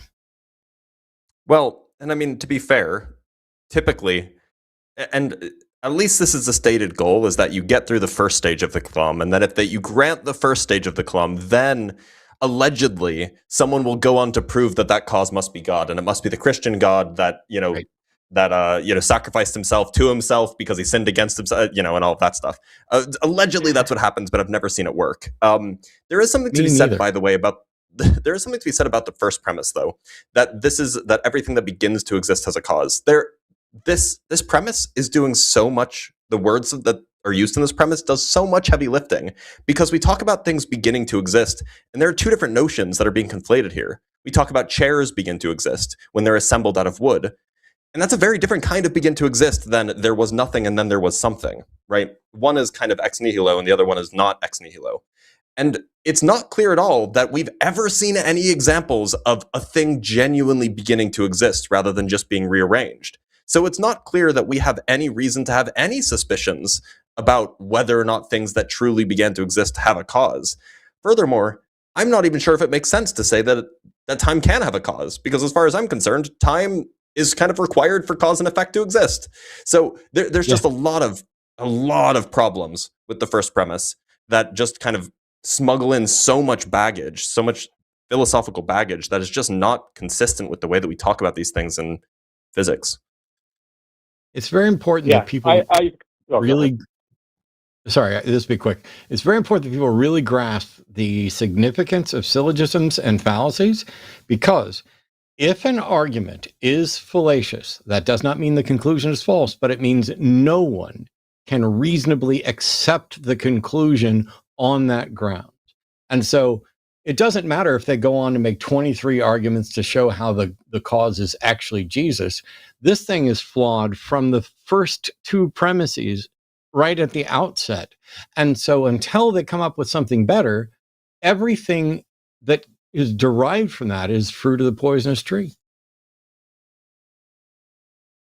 Yeah, I was just going to add sort of what Blitz was kind of saying. I think is, what is a chair? What is a thing in itself, right? There's chairs and all this stuff. As far as my understanding of what we believe about the universe as a scientist, physics governs what we see. We sort of rely on the reality we can measure, and we don't measure, a person. You could chop my arm off, I'm still a person, right? It basically comes down to electrons are things, photons are things. There's like fundamental things that can come in and out of existence, at least in, quantum field theory and things like that. Though, the laws of nature that we live in are at that level. We are basically these complex phenomena that emerge from, trillions and trillions of those things interacting. But we aren't things, in my opinion. Well, yeah, there's a whole question of mereology that, we don't have to get into. But yeah, like there's just a lot of stuff that goes into that first premise that, I'm sure William Lane Craig has had these conversations and he could explain what he means by this, and there'd be a conversation to be had. But if you just take a random Joe Schmo off the street who thinks that William Lane Craig made a good point and then runs the argument against you, they will absolutely flounder when they try to explain, well, what do you mean by cause? Well, what do you mean by begin to exist? What is a thing? And they'll have nothing. Mm-hmm. Ooh, they'll have no thing. I was gonna say one more thing. Well, I'm working on a argument for a reasonable version of deism, which is probably a waste of more in line time with what I've heard, like Einstein version, where it's not a God that's basically involved in our lives. So I'll call another time to argue about certain things about that, because I think really, the morality is on the side of atheists, not on people reading the Bible. I think there's evidence for that, or arguments at least. But I just wanted to say, if there is a God, right, this God that's a creator of the universe, creator of existence, maybe even creator of goodness, but we don't claim we know it, right? Our job as scientists is, let's search the universe and understand what that God created. In that sense, because I think people feel this feeling that maybe God, there's some meaning here and there's God created you. I think you can have that feeling and be refuse to claim you know what that is, right? We want to search and find that. So, I think scientists show more reverence for God by refusing to pretend they know what he's doing. We're looking. Anyway. Depending on who you ask, they very well may say that scientists are trying to look for anything but God. Yeah, well, because they're locked into this Bible version of it, it's sort of, we don't know what God is. We don't know what, whatever that is. You'd have to give up your Bible, which says slavery is okay, right? But that's not the feeling we have. If morality is, what feeling do we have? Morality could be objective and come from God, but we don't know what that is, right? Whatever someone thought something and wrote it in a book and pretended that was God's version. Thousands of years later, we've evolved, and we see that's wrong. That's why no one wants to defend slavery.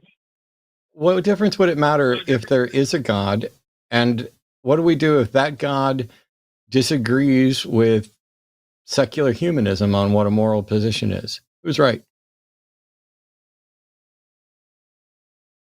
Well, my answer is going to be, I don't know, right? My answer is, well, you also talked about a feeling that we all have. I feel like secular humanism could be couched in a version that allows for God, That's basically my argument. Yeah, see, I think this is the problem that I have, Sean, is not only are you about to go off and try to find an argument for deism, when deism is definitionally a God that doesn't interact with reality in any detectable way, so you're working to detect the undetectable, but you keep trying desperately to find a way to shoehorn some God concept in there. Ooh, we all have this feeling, and I'm going to call it God, and scientists are doing their best to find God. No, they're not. Scientists are doing their best to find an accurate understanding of reality. If that's consistent with the mind of God, cool, prove it. Until then, God is a wasted term that demonstrates a weakness in humans to try to actually lazily label what we don't understand. Why do we need to call it God? What do we get out of calling our desire to understand the world?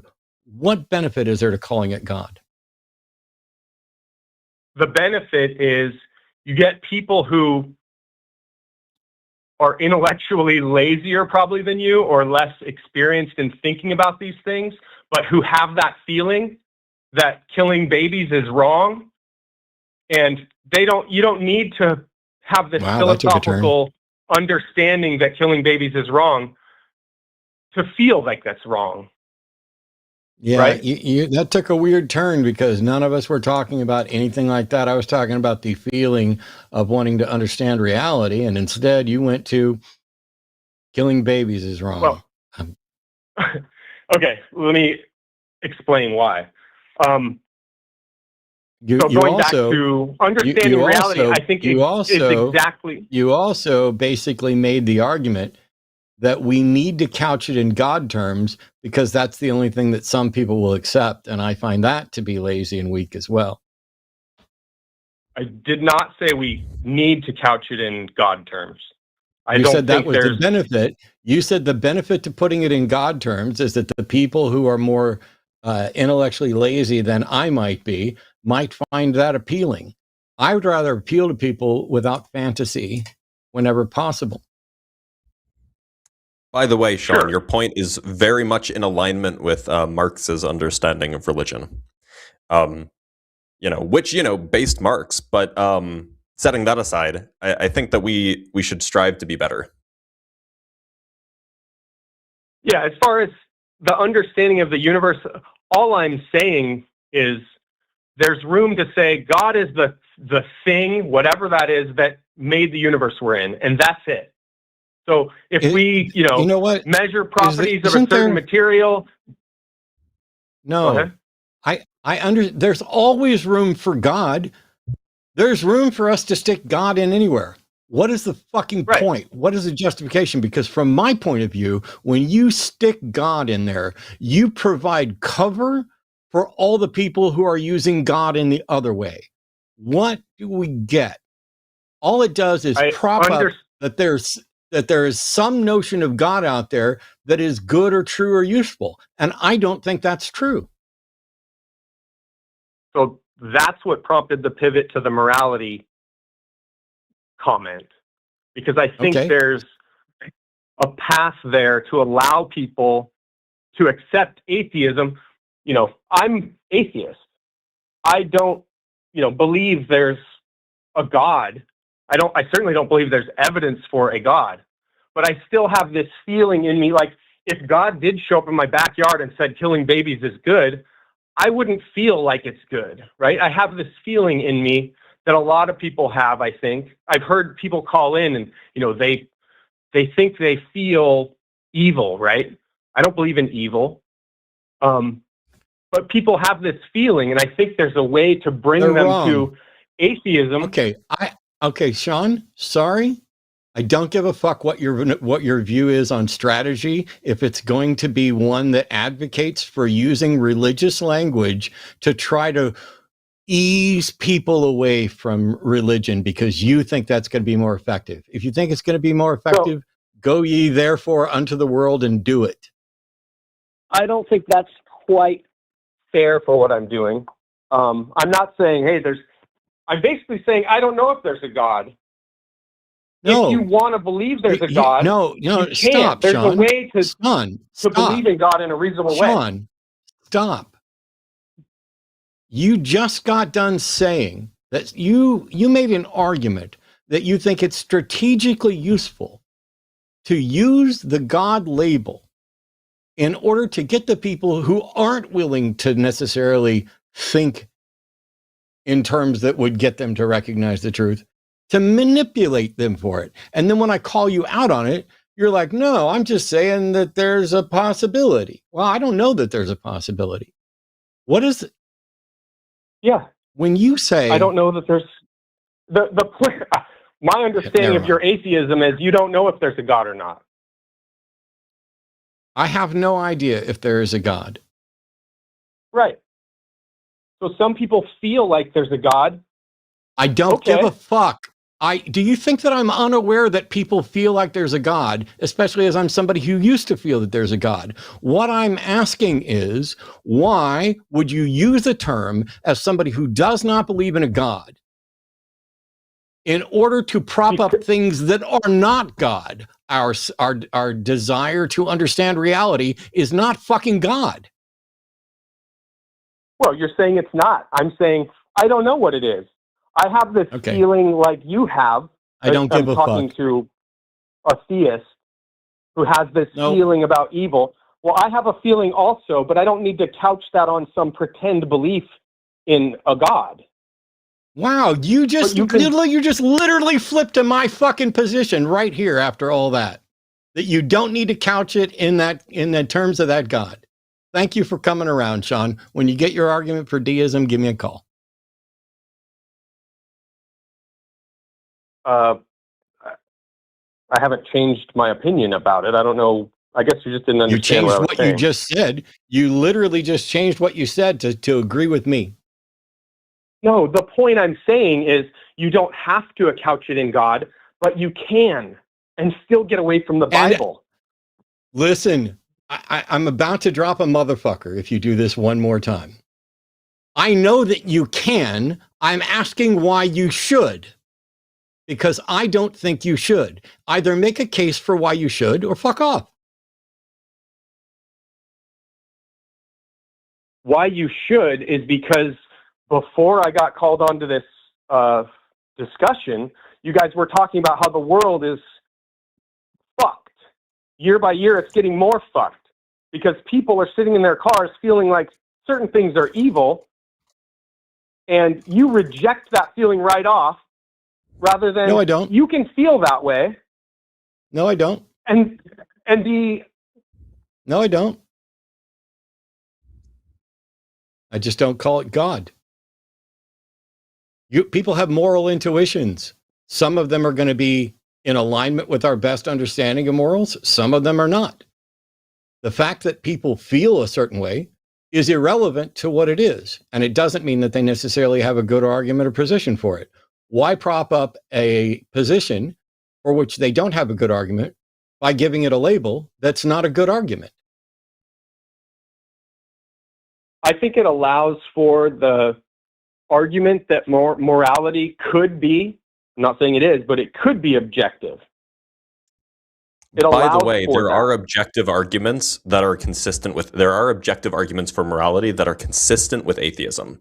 You can have objective, I have a friend who runs this argument all the time by Gowerth, he's a philosopher, that makes an argument or makes a case for objective morality in a non-theistic worldview. So you can have that. You don't have to rely on theistic language or even deistic language for that.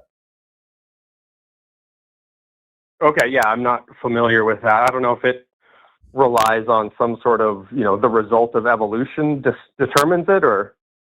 No, it relies on the existence of agents. It's fairly complicated, and I'm not going to get into it. But the point is that there are a lot of atheist philosophers who are also moral realists, and they provide various accounts for where morals come from. And being a moral realist means that there is that they actually exist in the real world and are not just constructs of the human mind. So the fact that there are so many should suggest to you that this is not an uncommon position.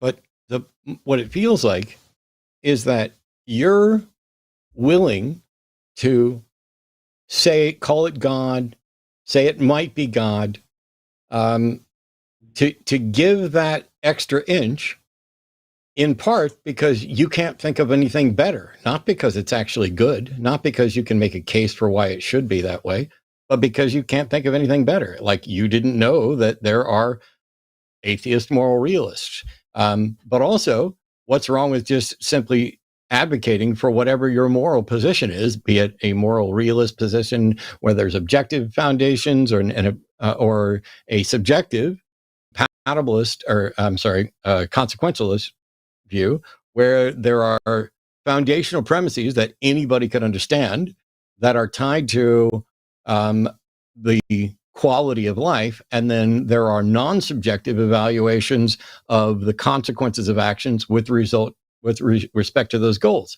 So we can have goals. I mean, to me, if somebody's like, I feel like abortion is wrong because of God, the second you prop up their notion of God, you're going to prop up all the other things that God thinks is wrong too, like queer. And then all of a sudden you lend credence to this. How is that a good thing? I see the danger in allowing for this, terminology of God to come in, but it's almost the same thing in reverse, that your stance is, I'm not going to allow it, even if there's damage that can be done from it. Because the version of God I'm allowing for is a God that we know nothing about, and we can see the result of whatever that God does in the world. That's it. It's not a claim about the God is not an answer to anything. Okay. So now, sorry, but this has just crossed over into extra dumb, because now the person sitting in their car who has a feeling that God thinks it's wrong to have an abortion, you're going to use a completely foreign God concept to the one that they're advocating for.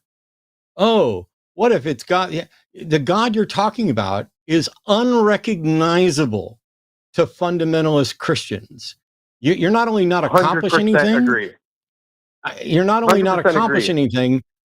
You're not only not accomplishing anything, you are guaranteeing that they get to dismiss you as a confused, clueless heretic that doesn't know anything about their God or God at all. So now there's even less reason to do it. So, like I said, I haven't formulated the arguments of this to be efficient at this, but one of the reasons I'm bringing up this feeling of evil is basically a refutation of the morality that is gotten from the Bible. I think we feel that owning other human beings as property is wrong. And so it just makes sense, if morality is objective or not, if it's something we're figuring out as a species that grows, you would expect, if people thought, they knew morality and wrote it down, then 2,000 years later, they might have gotten things wrong, and things we feel are evil today, they thought were okay back then. God said it was moral. And it makes sense that you'd have books like the Bible that get it so wrong from what you feel. And it's basically a counter argument. So you think it's a counter argument that the God that they got it wrong about slavery got it right about abortion. I don't know who says God got what right about abortion. I don't know what that means. You are saying, for the person sitting in their car who's opposed to abortion, who thinks that's what God wants, that's who we've been talking about for the last 20 fucking minutes. And you think telling them, oh, but that's the same God that supports slavery. And what do you think that's going to accomplish? To say there's a different God that might reject both of them?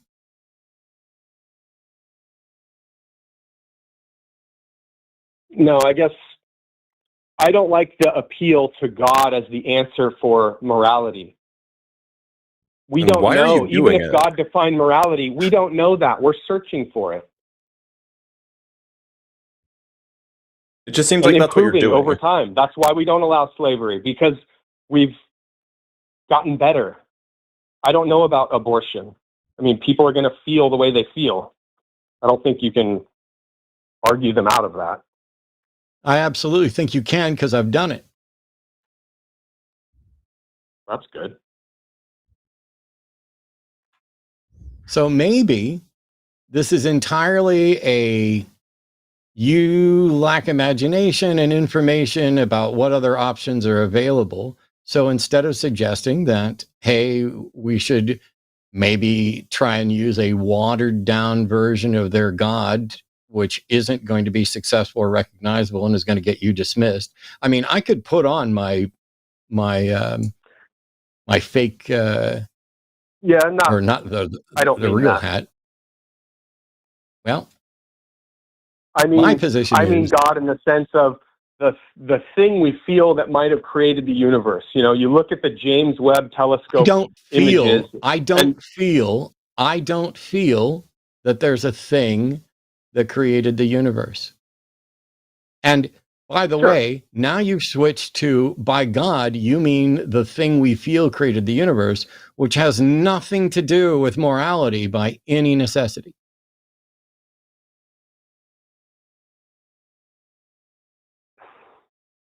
I'm not saying you're just all over the place, Sean. I'm saying it's a possibility. That's all. No, it's not. Prove it's a possibility. Prove it's a possibility that my feeling about that there's good a God. and evil Prove is, it's a possibility. Prove it's a possibility that there's a God that created the universe who is responsible for morality. Well, I won't pretend I can prove that. Then why did you say it's a possibility? Well, I can't disprove it. Oh, is everything that you can't disprove therefore possible? In a very broad sense, yeah. No, the answer is no. Possibility needs to be demonstrated and impossibility needs to be demonstrated. There is no presumption that just because someone can't demonstrate that X is impossible, that means it must be possible. That is a logical fallacy.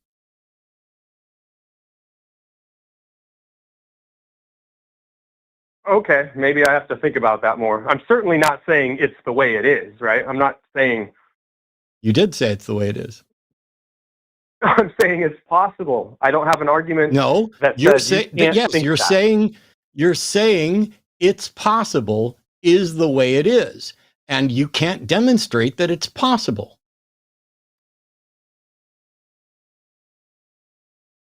Can't demonstrate that it's possible.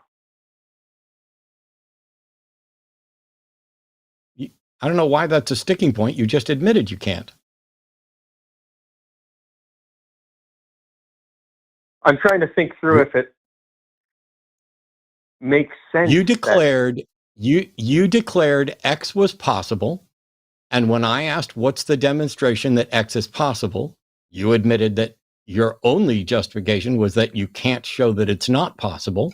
And when I pointed out that was a fallacy, then you acknowledge that you can't demonstrate it's possible, and yet you're asserting that it is possible. So maybe stop asserting that it's possible and just start saying, I don't know that it's impossible. Yeah, okay. I don't know that there's a meaningful distinction there. There's a huge meaningful distinction. I'm sorry that you don't get it. There's a huge meaningful distinction between saying, I don't know if there's a God and there is no God. The mere fact that I cannot prove there's not a God, I can't prove that it's impossible for there to be a God, doesn't mean that it is possible. It might be impossible, even though I can't demonstrate it.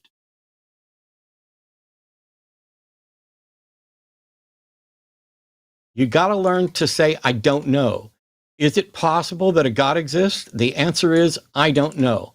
I don't know if it's possible, and I don't know if it's impossible. The fact that those are the only two options means that one of them must be true, but that doesn't mean we know which one is true. And therefore, if you don't know which one is true, then you cannot claim it is possible, because then you are claiming that's the one that's true. I see what you're saying. Yeah, it's more of an affirmative stance that you can't demonstrate. It's the difference between a jury saying not guilty and a jury saying innocent. Not guilty does not, in a judicial sense, mean that they found you innocent. It means they failed to find you guilty. We establish a default position and a burden of proof. If you want to say it's possible, you've adopted a burden of proof. If you want to say it's impossible, you've adopted a burden of proof.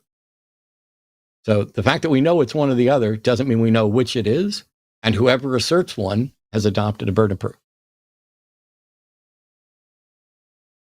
Yeah, I guess saying something is possible isn't saying it is, right? It's possible there's a car parked in front of my driveway. Doesn't mean I'm saying there is a car parked in front of my driveway or that there's not. It's correct. Possible. I don't know. Correct. Saying X is possible is not the same as saying X is true. But saying X is possible is saying that X is possible. And if you can't demonstrate that, you shouldn't be claiming it.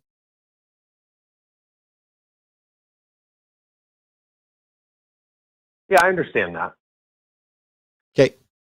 We got to move on, Sean. We got super chats to get to and all that. And we covered a lot of ground. Have a good night. Thanks. So, yep. Work on your deist thing and give me a call back. I have news. The Trump address. News. I gave you lots of details in the Discord.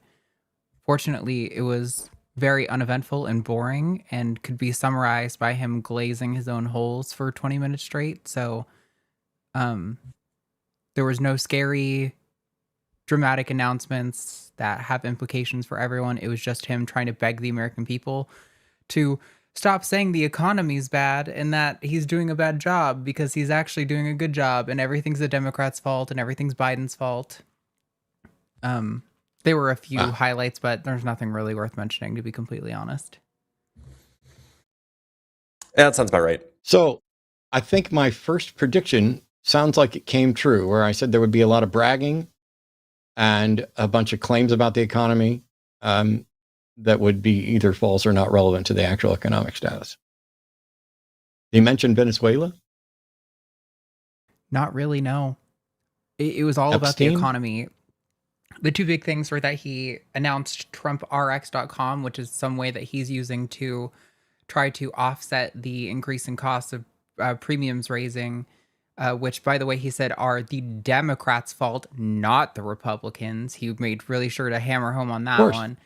And that he's sending $1,776, to soldiers before Christmas, which he didn't specify if that's like active duty military or who exactly is getting that, but just soldiers is what he said. So those are the only two like notable new things that we got. He did say he's also about to appoint a new head of the Federal Reserve soon, who will agree to lower interest rates. Okay. So he's going to be announcing that soon, but he doesn't have that yet. Well, okay. Thank you for the. I look kind of a little bit psychic, except that this is exactly what was predicted. He's in a panic about the economy. Nobody thinks not nobody. 67%, I think, of the population thinks the economy is in terrible shape. And word came out yesterday that he believes that if he could just talk to people and tell them what a good job he's done, they would just start agreeing with him on the economy. And you know what's weird? He's probably right. At least for some portion of his base, him just talking about it will make them think, yep, it's good and getting better, because that's the extent of their desire to investigate. Never mind that we lost like 60,000 more jobs. Yeah. That's what this was. This is him trying to tell the American people he's actually doing a good job and he's a good boy and you should pat him on the head and give him a cookie because he's a really good boy and he's doing a good job. Well, let's have Major League Baseball give him the World Prize in Economics to go with his FIFA Peace Prize. What a world! Here we live go. in. We're going to do super chats. We will alternate on these, and I'm actually going to have Blitz start. But it's a question for you, Matt. Is religion more or less exhausting to debate than other subjects? This is from Greg Markovsky, the $10. Hey, Greg. No, religion is easy to debate. Other subjects are much harder because we're dealing with facts and figures and values on occasion. Religion is, well, I don't like to lump a religion together as one thing because, Christians aren't Jews, aren't Muslims, aren't Scientologists, aren't crystal gazing, woo peddling, quasi-religious folks. So it's a bit of a mess, but you could knock it down to two quick things. Is what they're talking about supernatural in any way? If so, then we're already a stomp because we have no way of investigating the supernatural, confirming that the supernatural is possible, confirming that it is probable or likely. And yet people are saying they're basically detecting the supernatural. And then once you get past that component, the other one is, what is the testable, evidence-based argument for your claim? And generally, I don't find that you get that for religion. You will get that for facets of a religion. Like somebody will make an argument for creationism, but not the package. And this is kind of the ploy, is they're trying to smuggle the entire package in by finding the area that you know the least about and making an impression there. And so if you're weak on physics, like almost everybody is, then boom, you sound really good when you start talking about the Borg-Guth-Vilenkin model, and boom, boom, boom, boom, boom. Doesn't matter if you know any of it, which is why ChatGPT is going to be able to fool everybody into everything. But thanks, Greg. I don't know. Blitz, are you finding the same thing, that religion is generally easier to debate than?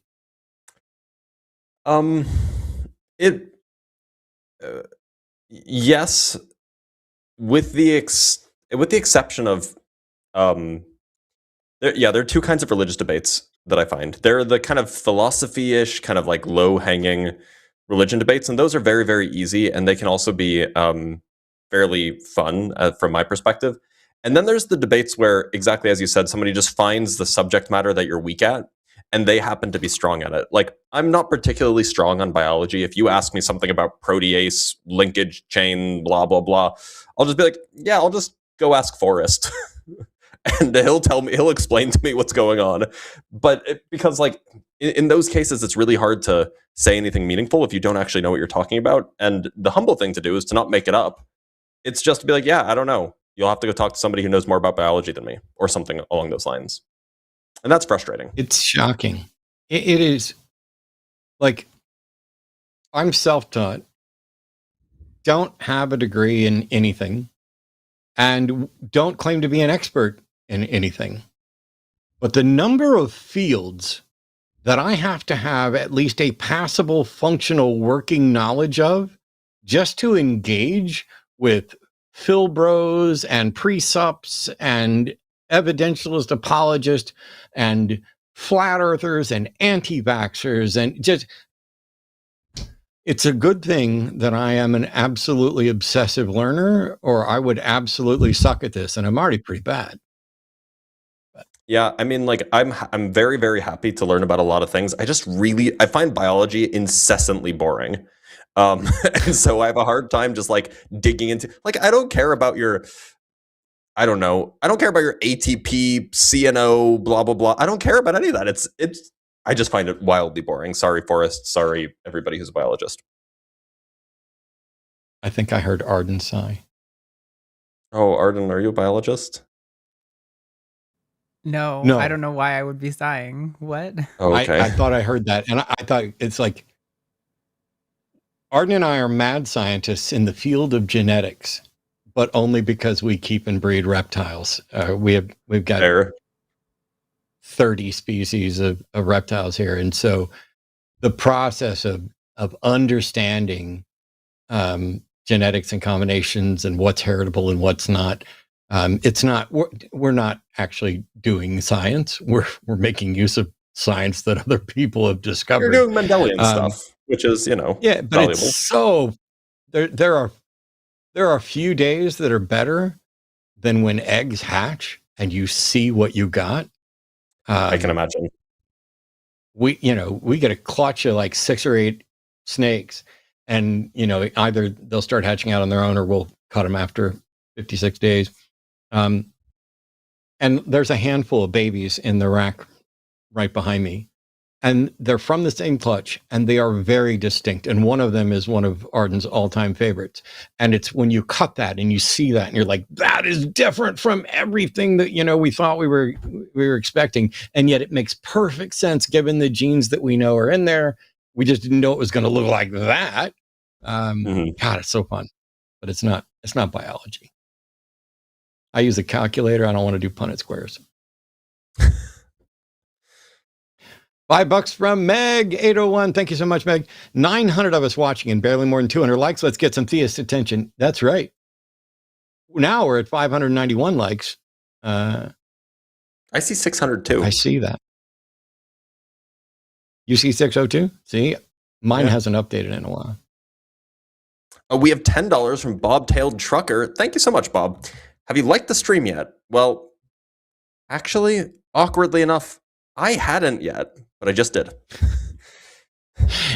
I sit here every week going, yeah, you guys have hit like, and I bet I've only hit like about half the time. Yeah. Even after saying it, it's just, there's so much other stuff going on. $10 from Woolite Mammoth. I really like that name, but appreciate the consistent great work from everyone at the line. Nice to see you here as well, Blitz. Hello. We are grateful for your support and encouragement. And we have $10 from the Atheist Mechanic. Great name, and thank you for the $10. Just adding in another obligatory FDT. It can't be said enough. Yeah, we need something like what was it? What was the thing with at the racetrack? It was let's go. What was it? Let's go, Brandon. We need the equivalent. That would be funny. Yeah. It's so TDS, which is what he uses for Trump derangement syndrome. But it could be Trump's deranged, but also TDS is The Daily Show and about 59 other things. And FDT is, fuck Donald Trump. But it is frustrating. I think it comes down to a fundamental difference. And I hate to be this way, but I've been dealing with this since 2015. So a decade of doing this. I think there are people who are chanters and people who aren't. And I think the MAGA folks are the chanters, and the people who are opposed to MAGA probably aren't chanters. And so looking for, hell no, we won't go. Although maybe I'm wrong because, we're here, we're queer, get used to it, whatever. There's a chant somewhere. I think you just got to find the thing that resonates with people. Yeah, the trouble is that liberals, not leftists, liberals tend to be fairly self-aware and afraid of embarrassing themselves. Leftists will chant all the time. Leftists have no self-awareness. But unfortunately, it's just a small constituency of people that don't like Trump. I'm pretty left, and you're not going to get me chanting, but you will get me preaching. That's fair. Your turn. Wait, yes. €5 from Succubusy. Shut up and take my money. Well, I can't shut up. I have to actually read the super chats. That's part of the deal. So that is my Discord admin. And this is a perfectly great time to shill for my Discord, discord.gg/Dr. Blitz, Dr. Blitz as the, not the full word. go there and say hi to my Discord admin, who on YouTube goes by Succubussy, and on Discord goes by Lilith. Well done. Thank you so much. We have $5 from I want to say alias Hannah Silverbow, but it could also be Aliashana Silverbow. $5 super chats are a steal. Don't waste this opportunity, folks. Make sure you use those 150 characters wisely. Without further ado, I'm wondering. Okay, I see what you did there. It was funny.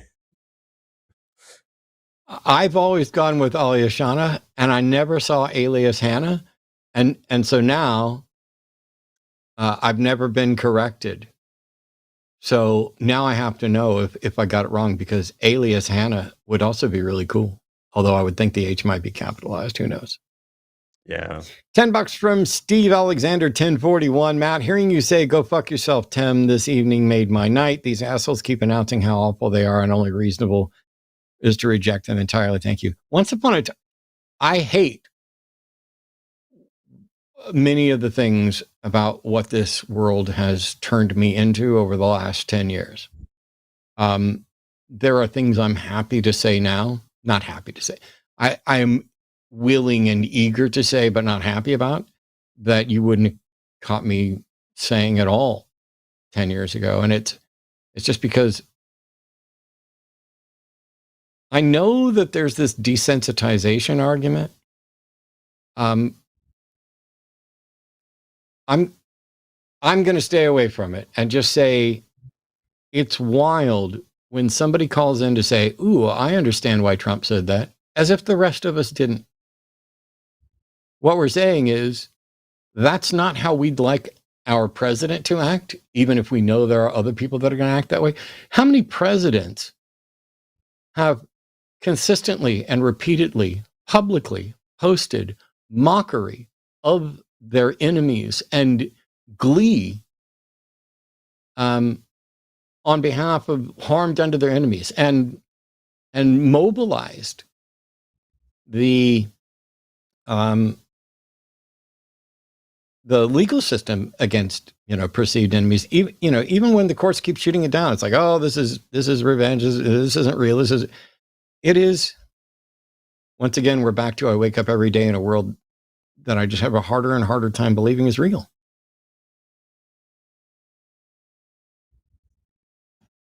From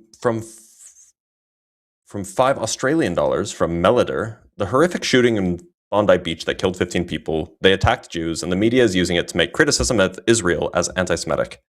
Yeah, so this is tricky, because it's not clear why I haven't been following this too closely, but it's not clear why the shooting happened, like what the motivations of the person, or the two people rather, who committed the shooting was, except that they obviously were targeting a Jewish event, right? Now, was it because they were like raging anti-Zionists, and like the people at the Jewish event were also happened to be Zionists, and they're like, I hate Zionists? That's probably not the case. This was probably just a case of somebody being anti-Semitic and violent. But it's really hard to say. That doesn't say anything about that you shouldn't be allowed to criticize Israel. Like, it's completely unrelated. These are just Jewish people doing Jewish people things, and then a random act of violence, basically. I'm going to move on. Thanks, Mel. £5 from Barbara Barrett, JF. Ooh. Oh, this is a good joke, but I was trying to figure out the JAF part. Do you know what that is? No, but the joke is good. Why doesn't George R.R. Martin super chat? Because he's killed off all 150 characters. True. Plus, it takes him too fucking long to write anything. By the time he got his super chat done, I'd be dead. All right, now we have $20. Thank you so much from Joshua Everett. Saying this again because Forrest is a pop culture novice and didn't get the reference on Monday. I think the line should do a series of Tiger Beat style signed trifold posters of the host. I would totally buy the set. I guess I'm a pop culture novice too. I don't know what that is. It's not a pop culture novice. You guys are young. Tiger Beat is or was a magazine for teenagers, and in particular teenage girls, showing, here's this actor, here's this singer, and oh, this is their favorite ice cream, and it's so they can dream about having them take them to prom. Somebody's really pissed at me right now for that summary, but I think it's pretty accurate. If not, just blame it on Grandpa. $10 from Never Had a Bidet. You should get one. I have multiples. Already subscribed, already thumbed up. Don't tell me what to do, Arden. That's fair. For $10, you can tell Arden not to tell you what to do. She'll still tell you what to do. I will still tell you what to do. Hit that like button, motherfucker. Speaking of bidets, my brother just got 2. Just wanted to share that with everybody. Sweet. On the same toilet? Because that would be fun. No, he got 2 fancy Japanese toilets. Ooh. Yeah, I'm kind of envious. I have a friend that's got a heated bidet. I put cheap bidets on all of them at the beginning of COVID because there was a toilet paper shortage, and I will never go back. And we use, I don't know, 1/100th of the toilet paper that we used to use pre-bidets. I'm just guessing. I could be way wrong, but from Hossenhofen. Yep. From Hossenhofen with the $5, I think this is me. I teach astronomy. My favorite thing to teach is how fast light is, but how far away, how long it takes to go anywhere in space. The look on kids' faces. Yeah. Light travels so fast it goes around the Earth 7 times in a second. And yet it would take 2 million years for it to get to the nearest the nearest large galaxy. Space is big, like kids. 8 minutes from the sun? 8.5 minutes? Something like that? Yeah. Yeah. Space is real big. Unimaginably big. We're really bad at vastness, numerically and dimensionally. But monetarily. $10 from Stephen Wyatt. I'll never have a vast understanding of money, but or vast sums, billions and trillions. Oh, what's another billion? What's another trillion? Oh my God. From Stephen Wyatt, 1966, just a thank you for what you do. Thank you so much, Stephen. If I could send you $10 back for thanking us for what we do, I would do that, but then we would just break even. So, or actually, no people make money. YouTube would, yeah. $5 from Ericopedia. Anyone else think it's weird that all the crazy ARG nonsense only started happening after they spun up the LHC? Coincidence or a sliders situation? Obvious sarcasm is obvious. ARGs are cool. I don't know what anybody else says. Wait, what's ARG? It's augmented reality game. So it's like, yeah, okay. If you know what it is, then it's just like a neat, I don't know. It seems very treasure hunty, and I don't know. I think that's cool. I think it could, yeah. Doesn't matter. I like all kinds of stuff. $5 from S Top 10. Great show today, guys. Dr. Blitz, do you know how Jewish ancestry is traced and what regions they're tied to? Yeah, so there's roughly, like, there's one large Jewish population, like the Ashkenazi Jewish population. Those are the ones like me, that are like white-ish, depending on, where your family comes from. That makes up a pretty big chunk of the Jewish population, but there's also a few other distinct Jewish populations. There's the Sephardi Jewish population, which is roughly North African and Iberian. And then there's the Mizrahi Jewish population, which is roughly Middle Eastern. There are just basically a few genetic pieces that you can look in, and you can basically identify where a person's ancestors come from using those genetic pieces. What you find is that generally the Ashkenazi and the Sephardi Jewish populations are roughly about 50% Levantine and about 50% admixtures from other things. In the case of Ashkenazi, it's mostly Italian and North Atlantic. In the case of Sephardi, it's mostly Iberian and North African. And these are just, all you do is you just look at genetics and you compare with other genetic groups. The Mizrahi group is a little bit distinct in that they've been in the Middle East basically the whole time. You have like Yemeni Jews that kind of settled in Yemen, they have like 90% Levantine ancestry or something like this. But it just varies place to place. And so usually when you look on like 23andMe or something like this, it'll say Ashkenazi Jewish or Sephardi Jewish, and then it'll put a big blob over Europe or a big blob over the Iberian Peninsula or something like this. But that's just because that's where the genesis of the ethnicity formed. So Ashkenazis as a distinct ethnic group formed 1600 years ago, something like this, maybe 2000 years ago, in Italy. And so that's why it puts that big blob, and then they migrated north, and you get a big blob in Central Europe. And so anyway, in fact, it's one of the most well-studied genetic, or one of the most well-studied ethnic groups as far as genetics are concerned. And so there's a lot of research on it.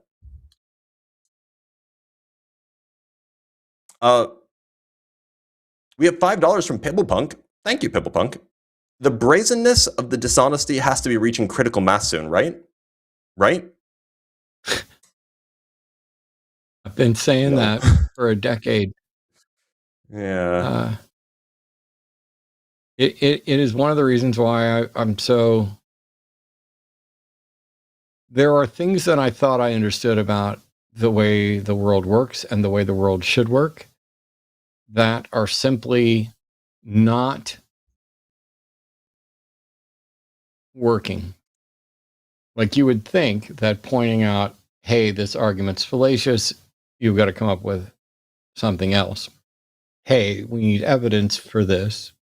Or, hey, here's evidence. It is so strange to have flat earthers, to have an entire administration that the overwhelming majority of people put into positions are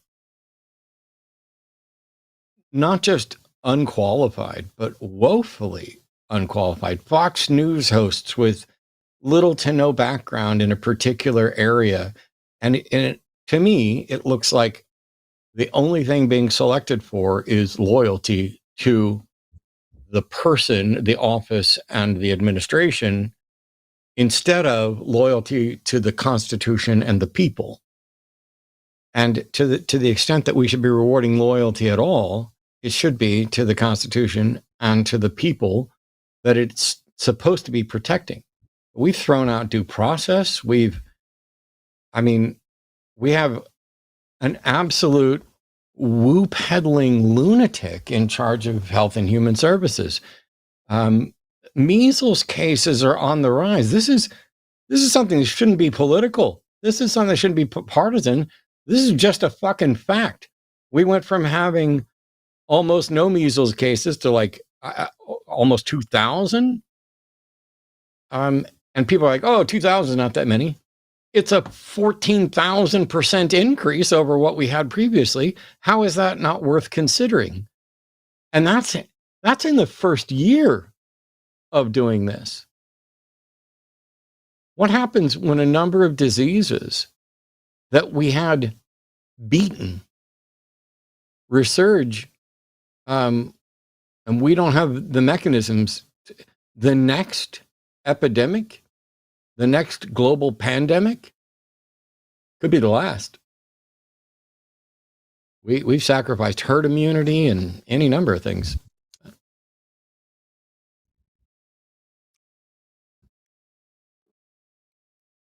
Is this you or is this me? I think it's you. Okay. $5, £5 even, from Barbara Barrett. I am Wonder Woman. This is proved by the fact no one has seen me and Wonder Woman in the same room at the same time. The same could be said of the sun and the moon, by the way.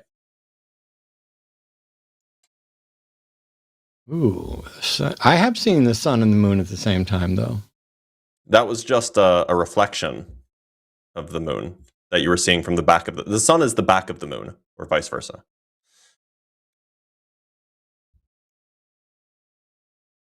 Wait.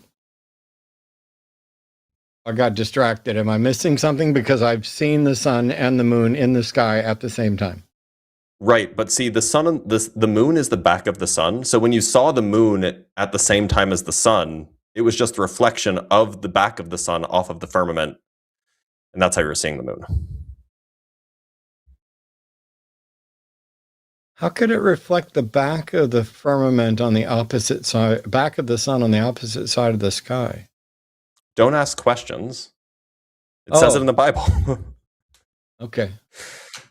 I'm like, I have a hard enough time holding a mirror up with a mirror behind me to see the back of my head to make sure I shaved it all correctly. I can't imagine how a firmament does that shit. Yeah, don't ask a flat earther to explain how optics work. They will be woefully confused.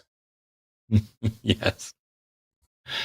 $20 from Jester Ranter 6703. Thank you very much, Jester Ranter. The God's Not Dead tour came to my university a few weeks ago. A friend and I went to play bad argument bingo. I won with 6 bingos, but it was well attended, half students, half locals. Anyway, you guys should go on tour. I'd be happy to go do some stuff with Blitz. Going on tour seems busy. Forrest, with Justin. It's just right now it's a lot easier and safer to stay home and do it from here. Yep. We have $5 from Supernaut999. Thank you so much. Is it also erroneous to say it's possible a God exists? Half joking. Matt? So what I was hoping is that we'd get into, at a different time, the difference in the 2 different philosophical definitions of possible. There's a philosophical definition where everything is possible until it's proved impossible. But that is not an epistemic possibility. So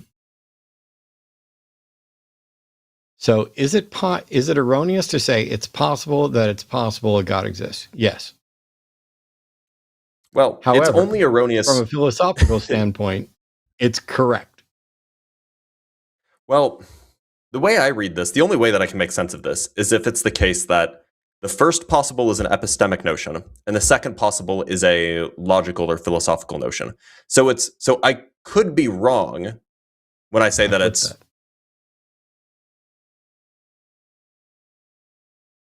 That's interesting.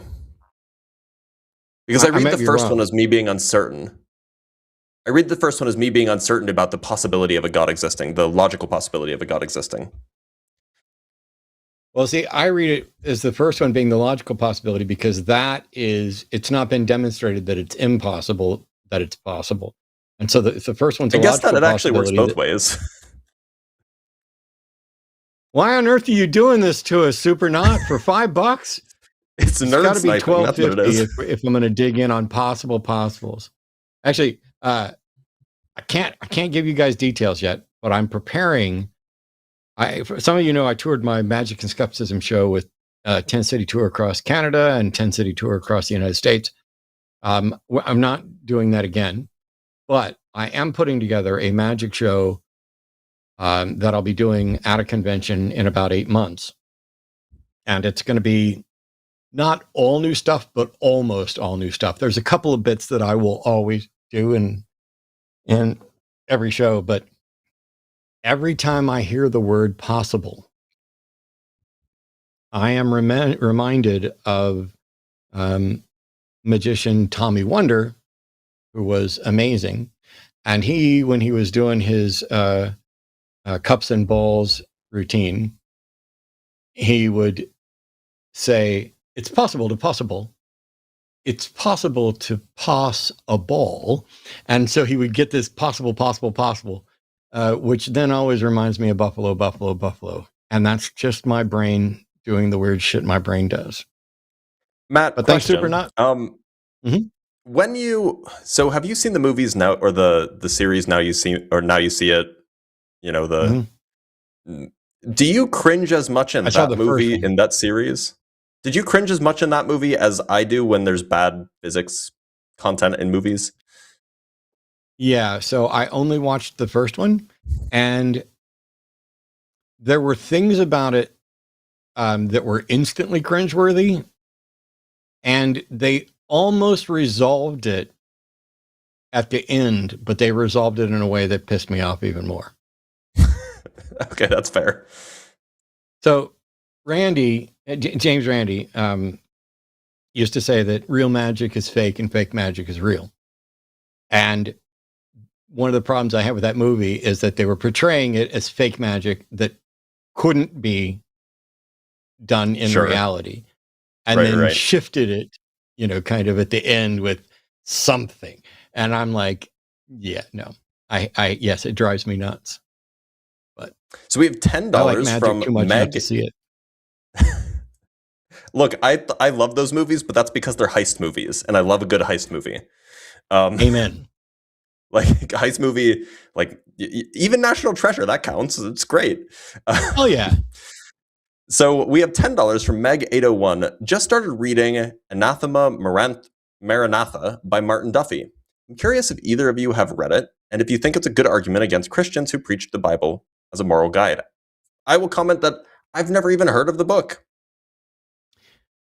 And I will second that comment. I am not familiar with that book at all. So, Meg, just because you were generous enough to donate $10 to ask us about that. You're going to buy it right now?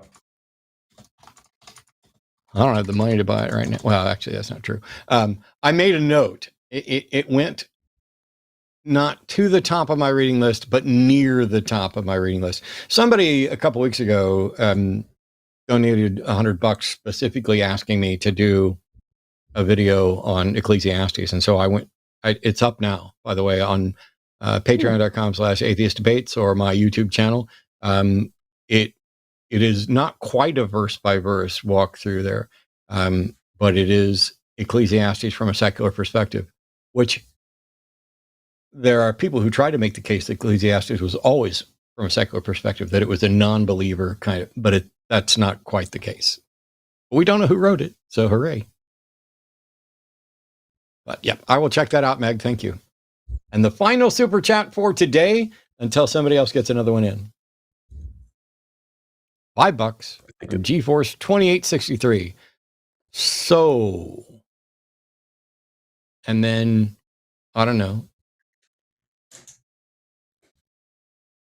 I don't know. I don't know that.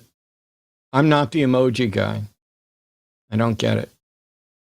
I don't get it either. But it's all right, because you gave us money, and that shows that you appreciate what we do here today. And if you guys did appreciate it and you're happy that Blitz is here, let us know. Like, subscribe, follow, go to patreon.com/calltheline, go to linemerch.com. Get ready to tune in, because there's going to be Christmas stuff. There's going to be mug competitions and everything else. Blitz, once again, thank you a fuck ton for agreeing to do this. Let everybody know where they can go find you and watch you, because I watch you. There's only like 5 people whose content I spend any time watching, and you and Justin are the 2 that I end up watching the most lately while I'm doing other things.